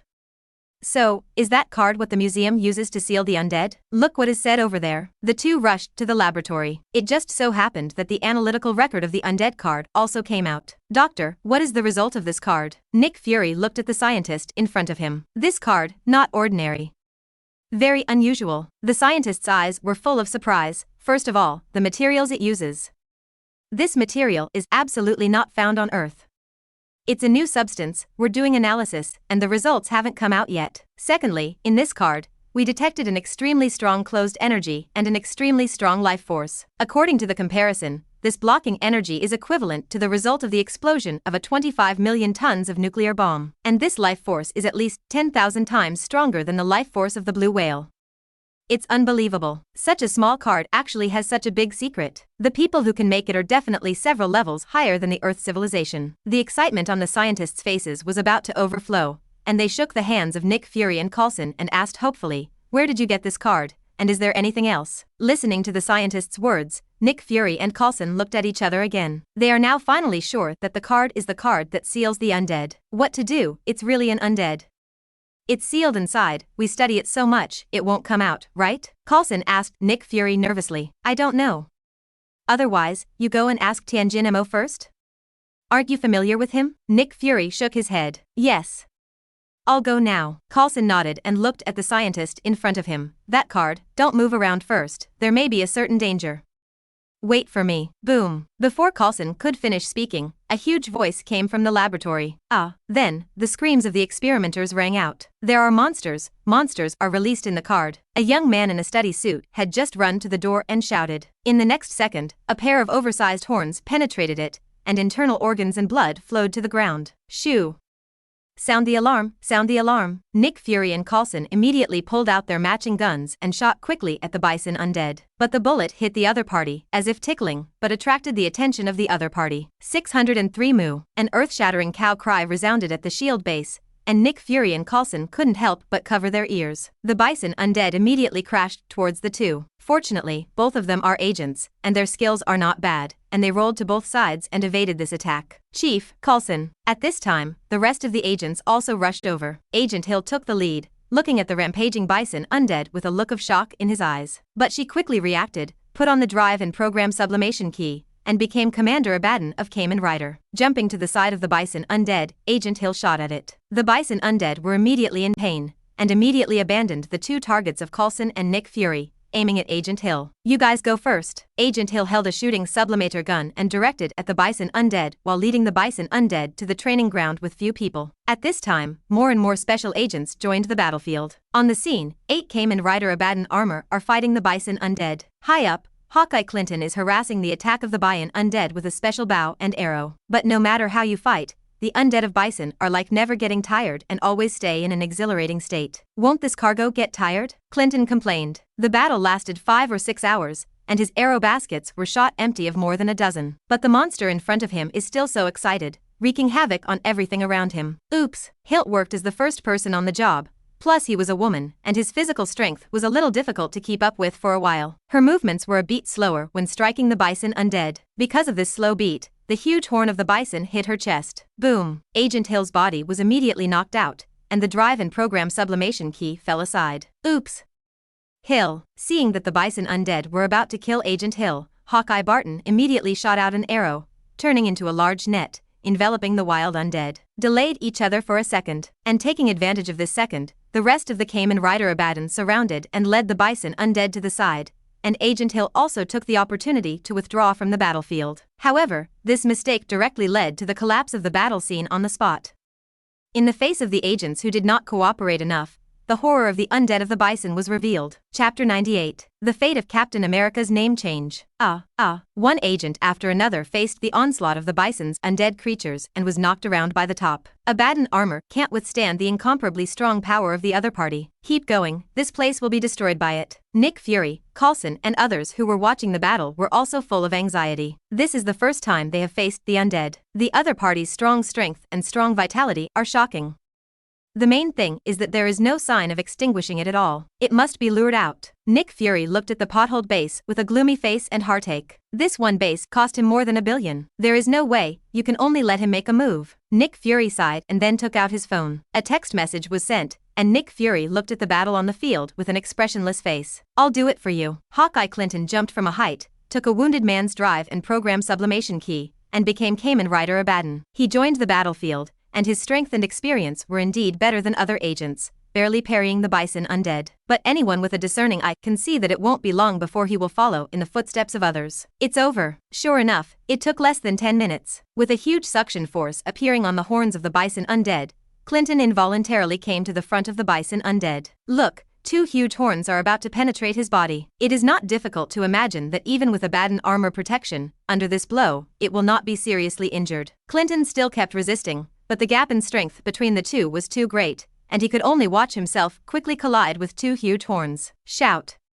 A sound of breaking the air came. A stream of light quickly shot from a distance and smashed fiercely on the head of the undead bison. This blow actually directly smashed the bison undead creature back. Hawkeye Clinton also had a respite and hurried to keep a safe distance. His perspective looked back with the streamer. I saw that streamer turned into a shield and was held by a pair of heavy and powerful hands. A figure wearing a red, white and blue tights with bright stars, muscular and holding a shield, appeared in the base at some time. The shield in his hand was still buzzing with vibrations. This is Captain America? Clinton immediately recognized the figure in front of him dressed in a classic dress. It is his idol, the most widely spread national British Captain America in the United States. Really fake?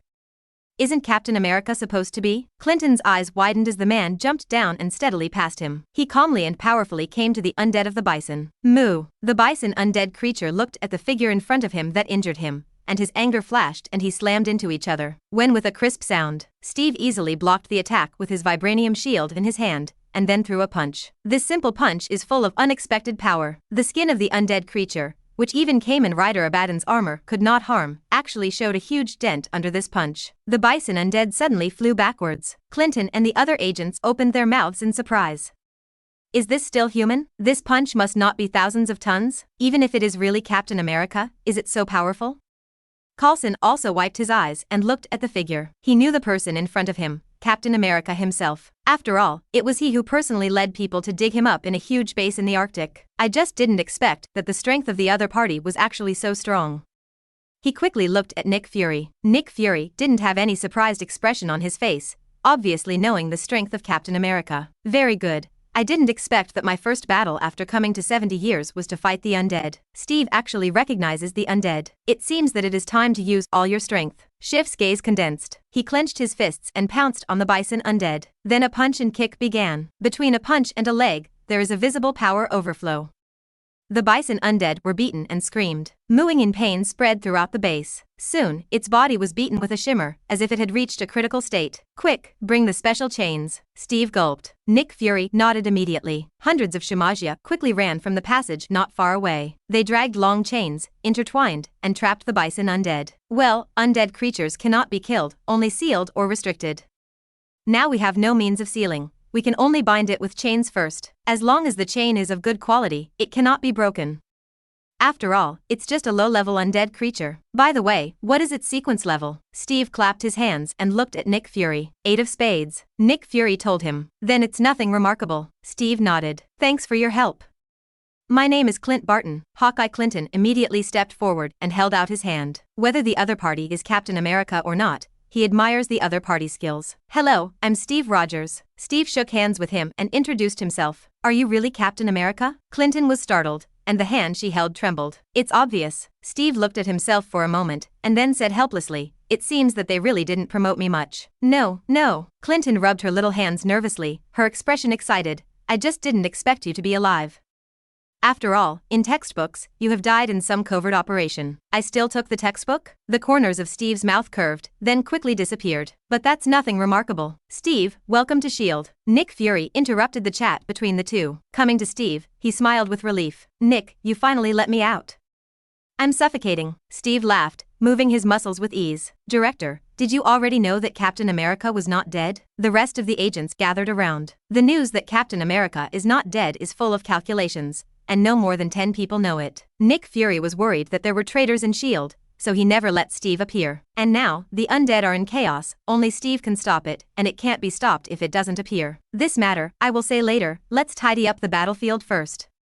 Agents. Nick Fury was serious and took Steve and the others back to the office. And at this time, Yen Tianxin, who is far away in Tianxin intelligence. I also saw the scene of Captain America appearing through the Earth Library and beating the undead. Listening to the prompts in his ears, he couldn't help but clench his teacup. Captain America actually came out so early? Moreover, there is something wrong with this combat effectiveness, right? With 5 or 5 open combat power, he can actually return dead creatures with one punch. Kamen Rider He Rundong, what exactly did you do in the past?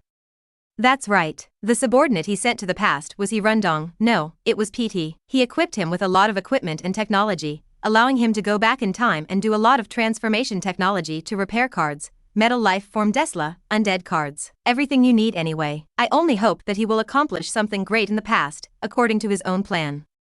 Finish some of your foreshadowing so that you don't see flaws. But I didn't expect that this cargo could make Captain America so strong. Then, Yen Rendong, let me see your results. Past. In 1942, the flames of war have begun to spread throughout the world. A conscription hospital in the United States. Steve Rogers, the medical examiner, shouted a name. Hear his cry. A skinny man stood up nervously from his seat. He took a deep breath and immediately held his chest high. But because it is too thin and short, it is like a dry and thin monkey that imitates people.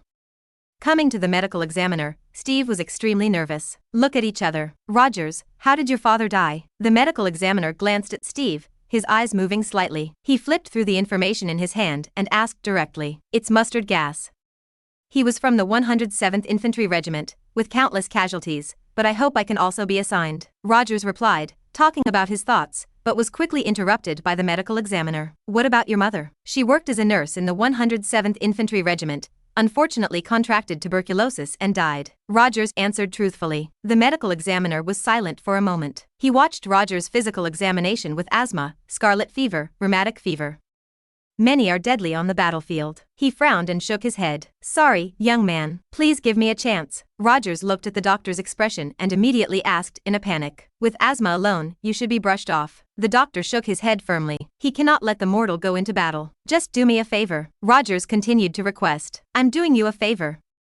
Child. The doctor categorically stamped the unqualified seal on Rogers' medical report. He shook his head and said, I'm saving your little life. What is done cannot be undone. Rogers could only take his medical checklist in disappointment and leave the recruitment hospital. The war has been very tight lately. Germany established the Axis powers, which inevitably brought the United States into the war. A large number of soldiers were thrown into the battlefields of Europe. Steve was inspired by the recruitment ads, coupled with the influence of his parents. With the concept of justice and peace, he also wants to join the army for the benefit of mankind. But the embarrassing thing is that this innately thin body does not allow him to do this at all. The lost Steve arrives at a movie theater. In the cinema, a battlefield documentary is playing. Steve looked very engaged, infected by the spirit of the soldiers and medical staff inside, and his eyes were a little moist. But when he was moved, there was always a discordant voice behind him. What is this thing?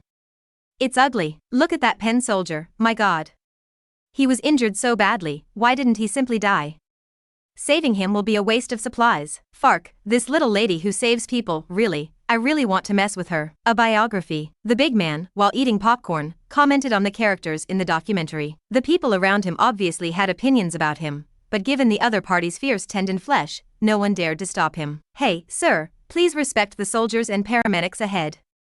Respect the audience watching here, and of course, please respect yourself. Steve dared to stand up. Although he is so weak, he just dares to stand up. He glared at the big man and scolded. Damn monkeys.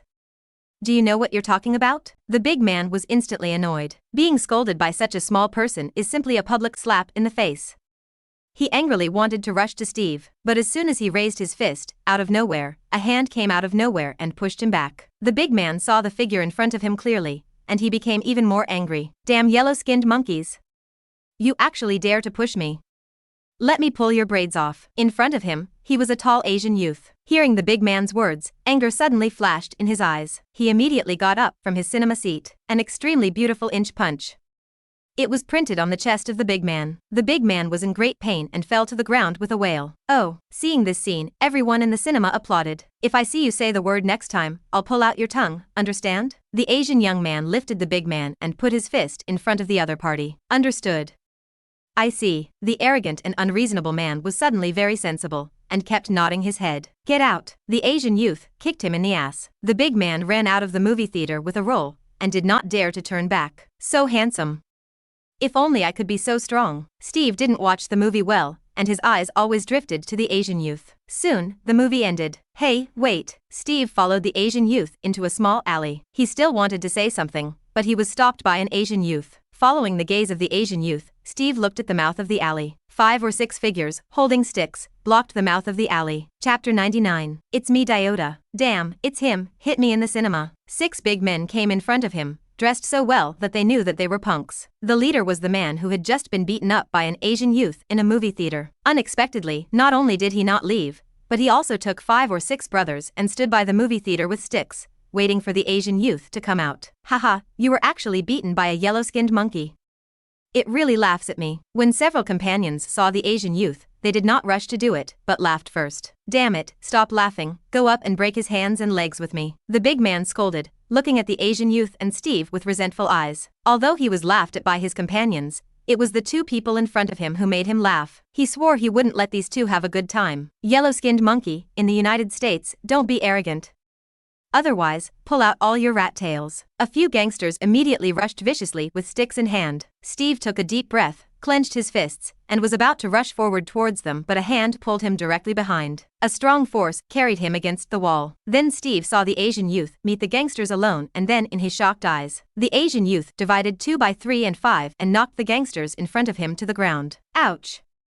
My hands are unconscious. Ah. I'm going to the hospital. Damn it, he broke my leg. The gangsters fell to the ground and wailed on the ground. At this level, you dare to bully others? The Asian youth smiled disdainfully. Remember, don't bully others in the future.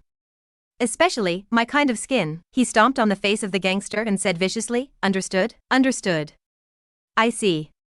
Let go, my ears are going to fall out. The gangster let out a scream. Let's go to the hospital yourself. The Asian youth kicked him away and walked out of the alley. Steve immediately followed closely. What are you doing with me? The Asian youth turned his head to look at Steve. I thought. Learn from you, Steve said immediately. Study?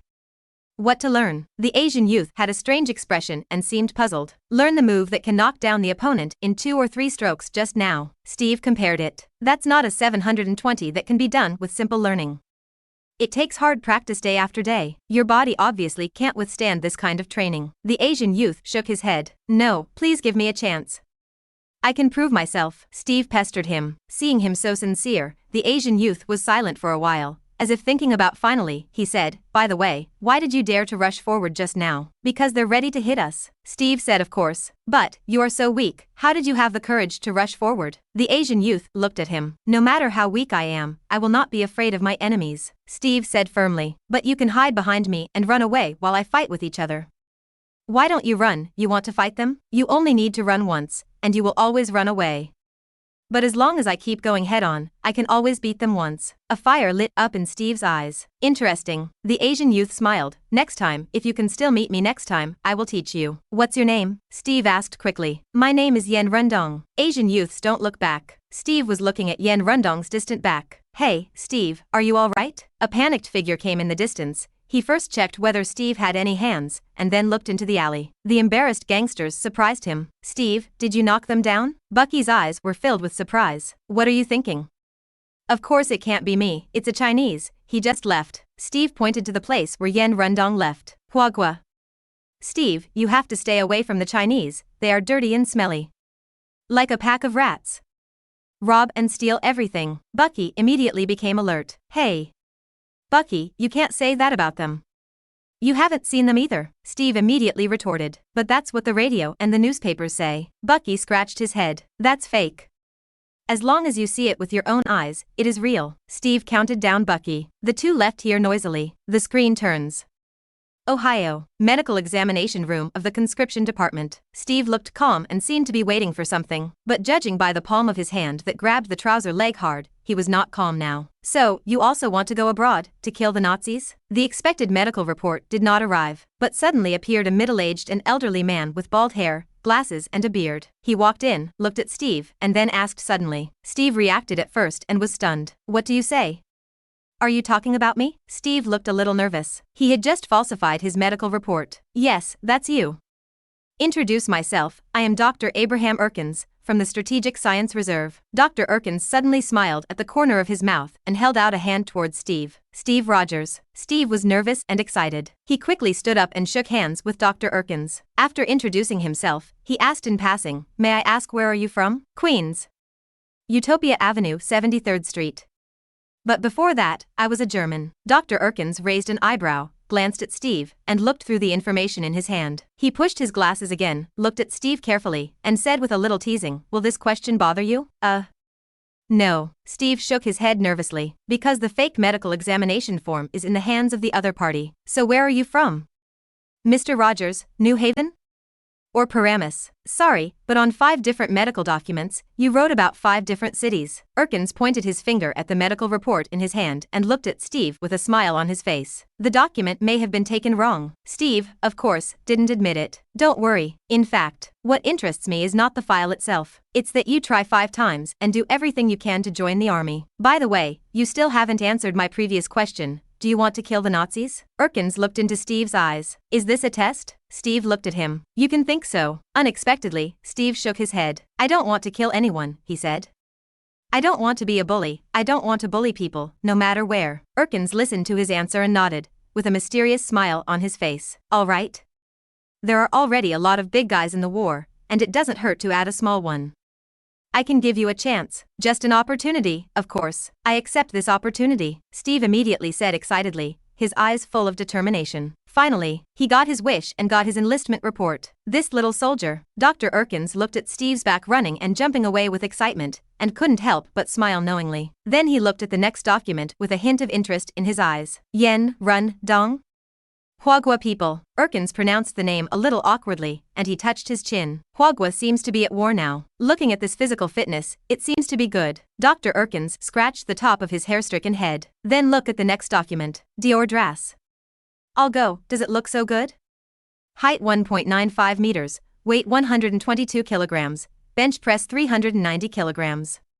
1. These two people are interesting, Erkins shouted to the soldiers beside him. Let that Chinese and Drath in. 3 days later, a training base for the U.S. military. Steve looked at Yen Rendong, who was standing beside him, and opened his mouth, but said nothing. But his eyes were full of joy and excitement. On the contrary, Yen Rendong shrugged his shoulders a little helplessly. Oh my god, look at it. A little thin man, a huaguagua. Can anyone come in this team? A stout American man, looking at the two people beside him, couldn't help but laugh out loud. Little man, haven't you eaten enough?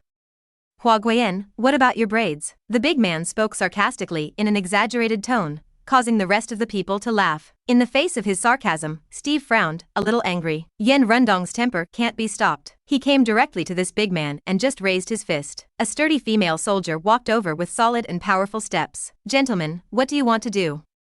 Do you want to put on a boxing match for everyone before the army training? The female soldier's gaze swept over Yen Rendong and the white man. Yen Rendong could only snort coldly and returned to his team. Seeing him return, the female soldier also began to formally introduce herself. Hello, gentlemen.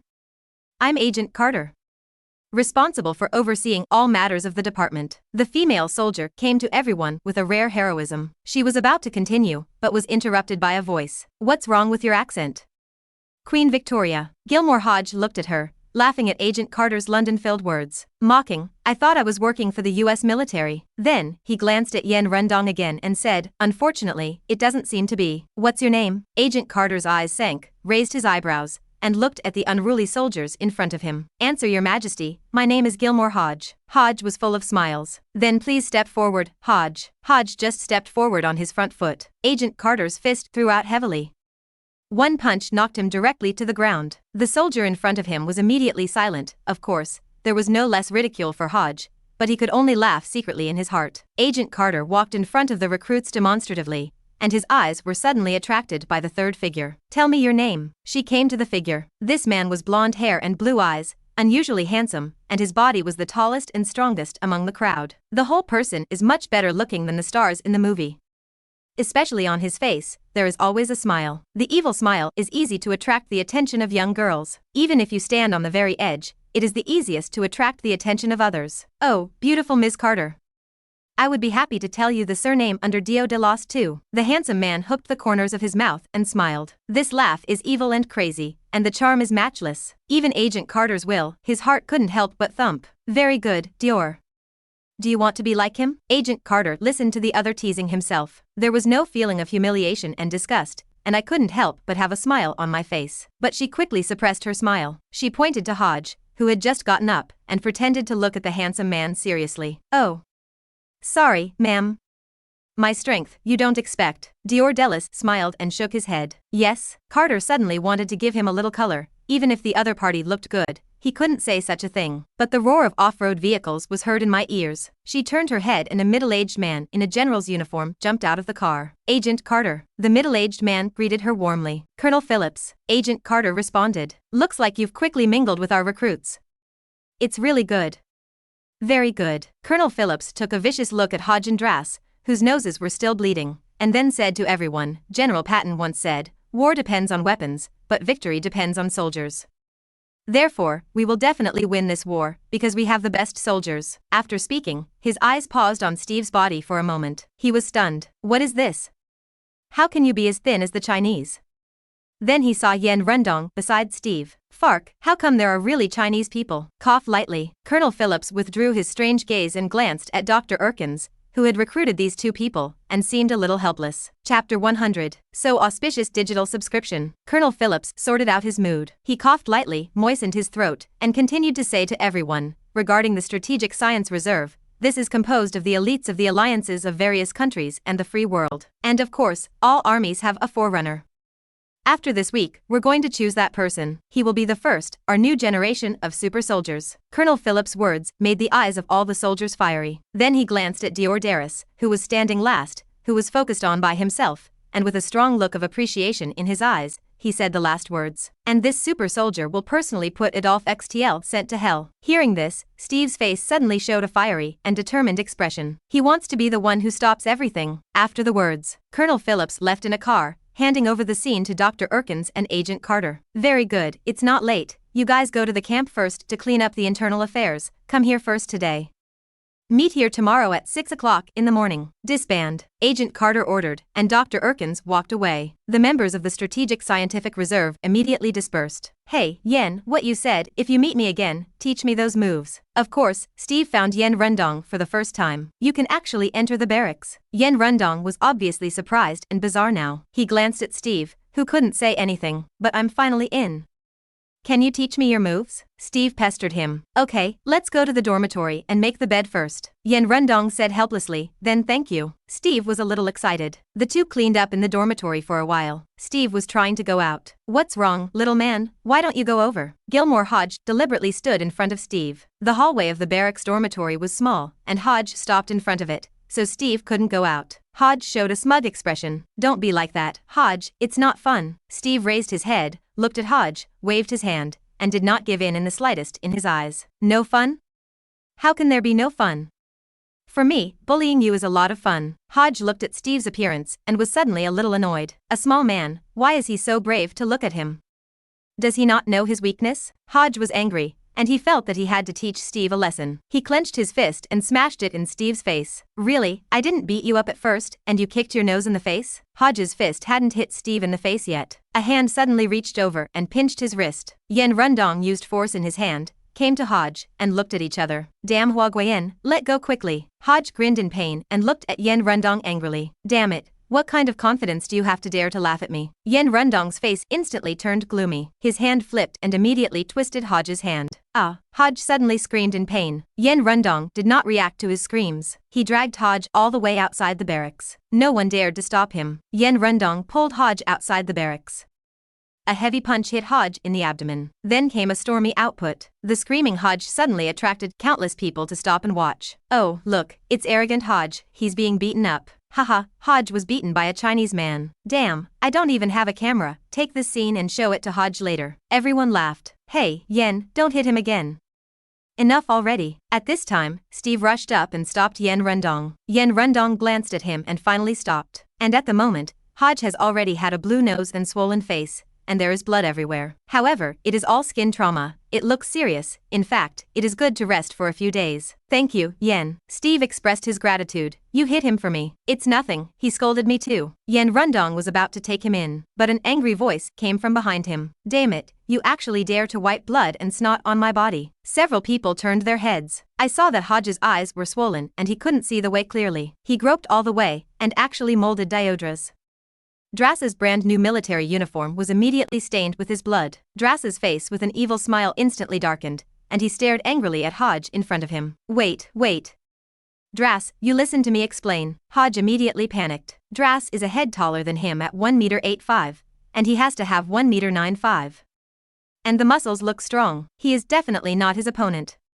He immediately began to explain. While pointing to himself, he pointed to Yen Rundong and Steve in the distance. 7 strokes, supporting myself for a long time. I don't want to hear your explanation. Drass wanted to spew fire in his eyes, and said viciously to Hodge, anything of mine, your dirty hands are not allowed to touch. He actually lifted Hodge up with one hand and threw it directly at the trash can full of leftovers and garbage. Hodge got up from the trash can embarrassedly, carried the filth, and walked quickly towards the bathroom. He didn't dare to come out loudly, looking very pitiful, but those who know him know that he deserves it.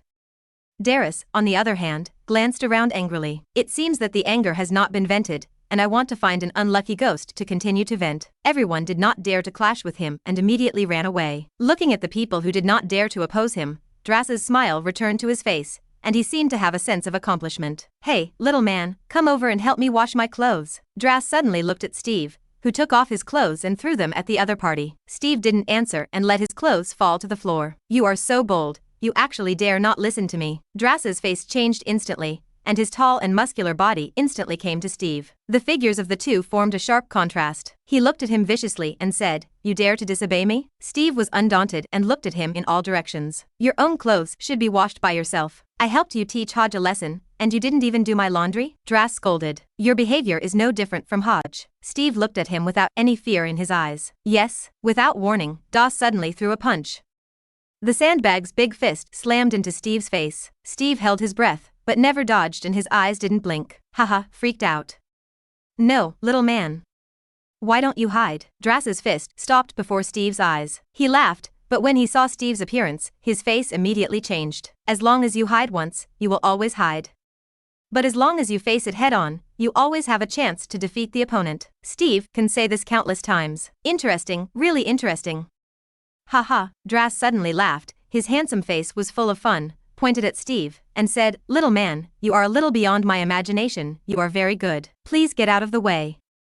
I'm going to fetch some water." As Dallas was speaking, a figure came impatiently. It turned out that the two were unknowingly blocked at the door. Steve immediately got out of the way, but Drass had a gloomy gaze. It turned out to be Yen Rundong, who had just walked in. He carried a water bottle and came to the two with an expressionless face. He was about the same size as the other soldiers, a head shorter than Drass. However, his body did not look as big as the others, and he was even further away from Drass. "Huagua. You actually dare to tell me to get out of the way?" Dallas frowned, looking at Yen Rundong, who had no fear on his face in front of him, and the corners of his mouth also hooked up a smile. "Why, do you think I won't hit this little man, nor will I hit you?" he said viciously. "If you can hit me, come on. I will accompany you." Yen Rundong's expression still did not change. The tone is also very relaxed, even with sarcasm and contempt. He really didn't take Dallas seriously. "Very good. You are the first person in all these years who dares to speak to me like this." Drass's eyes closed gently, and then quickly opened, his eyes full of fierce killing intent. Then, "Let me see, Huagwaran, where does your confidence come from?" Drass said to do it, and hit Yen Rundong's chin with a quick and fierce underhook. Yen Rundong always seemed to have this disapproving expression on his face. He looked at the other party's rapid fist, just turned his face slightly, and dodged. But Doss is not weak either. He obviously trained professionally. A set of combination punches was used perfectly, and the fast fists smashed towards Yen Rundong like raindrops. Although Yen Rundong is smaller than Drass, he is much more flexible. His steps are brisk and very beautiful. Between dodging left and right, Dallas didn't hit him with a single punch. "If you come again, I'll have to move the real thing." Yen Rundong looked at the other party's unforgiving movements, and finally had a trace of impatience on his face. "That's good, because I'm going to move the real thing too." Drass sneered. He seemed to no longer converge, and his fists became more and more powerful. Yen Rundong no longer hides it. He kicked his left leg to the ground, made a beautiful roll in the air, and kicked his right foot into Drass's chest. Dallas was kicked firmly by this menacing kick, and his body involuntarily took 3 steps back, but quickly stabilized his figure. "Kind of interesting. Huagua, what kind of martial arts are you?" Drass's eyes immediately had a hint of solemnity. Thanks to his thick skin, if it were an ordinary person, it is estimated that the ribs would be broken after this kick. "Kung Fu." Yen Rundong's voice just fell, the momentum advanced again, both hands punched, one left and one right, rigid and soft, like 2 dragons. Dallas made a hug and punched his body a few times, but it didn't hurt. He also took the opportunity to swing his fist. Looking at Yen Rundong, who dodged, his fist turned into a palm again, and slashed vertically at his back. Obvious karate. Yen Rundong's reaction was very sensitive, and his palm kept stopping. Blocked Drass's wrist, so that his fists and palms cannot enter in front of him. But his strength is weaker than Drass. Dallas resisted his fist hard, wanted to get closer to him and then beat him up. Yen Rundong saw his intentions and knew his disadvantages. Always keep your distance from Darius. But soon, he found himself in a corner. His eyes froze, and he immediately squatted down and put his hands on Darius's waist. Drass's fist slammed into his back, and the thumbs of his palms stretched out and smashed hard into Darius's kidneys. Fark. Both of them cried out bitterly, obviously both were hurt a lot. It stopped for a few seconds. The two looked at each other, and instead of a truce, an even more ferocious battle broke out. Yen Rundong bullied himself up, and the output of a violent storm. Drass clasped his head in his hands and dodged with his boxing steps. Yen Rundong's hands made an afterimage in the air, or into a palm, or into a fist, or into a finger. It quickly dotted all over Drass's body, and the last blow hit him the top of the head. Delis is not far behind. The powerful fist struck Yen Rundong's body from time to time. The two have come and gone, very lively. Many people heard the sound and gathered around. Looking at the two who fought fiercely, they both let out various exclamations. Obviously, the level of fighting between these two is astounding. Fark, these two goods are so fierce, I am suddenly under a lot of pressure. It seems that it is very difficult for martial arts to surpass these two. It can only rely on marksmanship. Who do you think will win? It should be Dras. Although Yan's skills are sufficient, his strength is much weaker than Dras. I think it's Yen. Dras's physical exertion is great, while Yan's body is small and consumes less. Now it seems that if it lasts a little longer, it should be Yen win. It's better for both of them to hit each other's point and die together. Hodge, on the other hand, came out of the washroom pitifully. Although the blood and stains on his body were washed away, what could not be washed away was his wounds and self-esteem. Seeing that the battle between the two was approaching a fever pitch, an angry voice sounded from a distance. What do you want to do?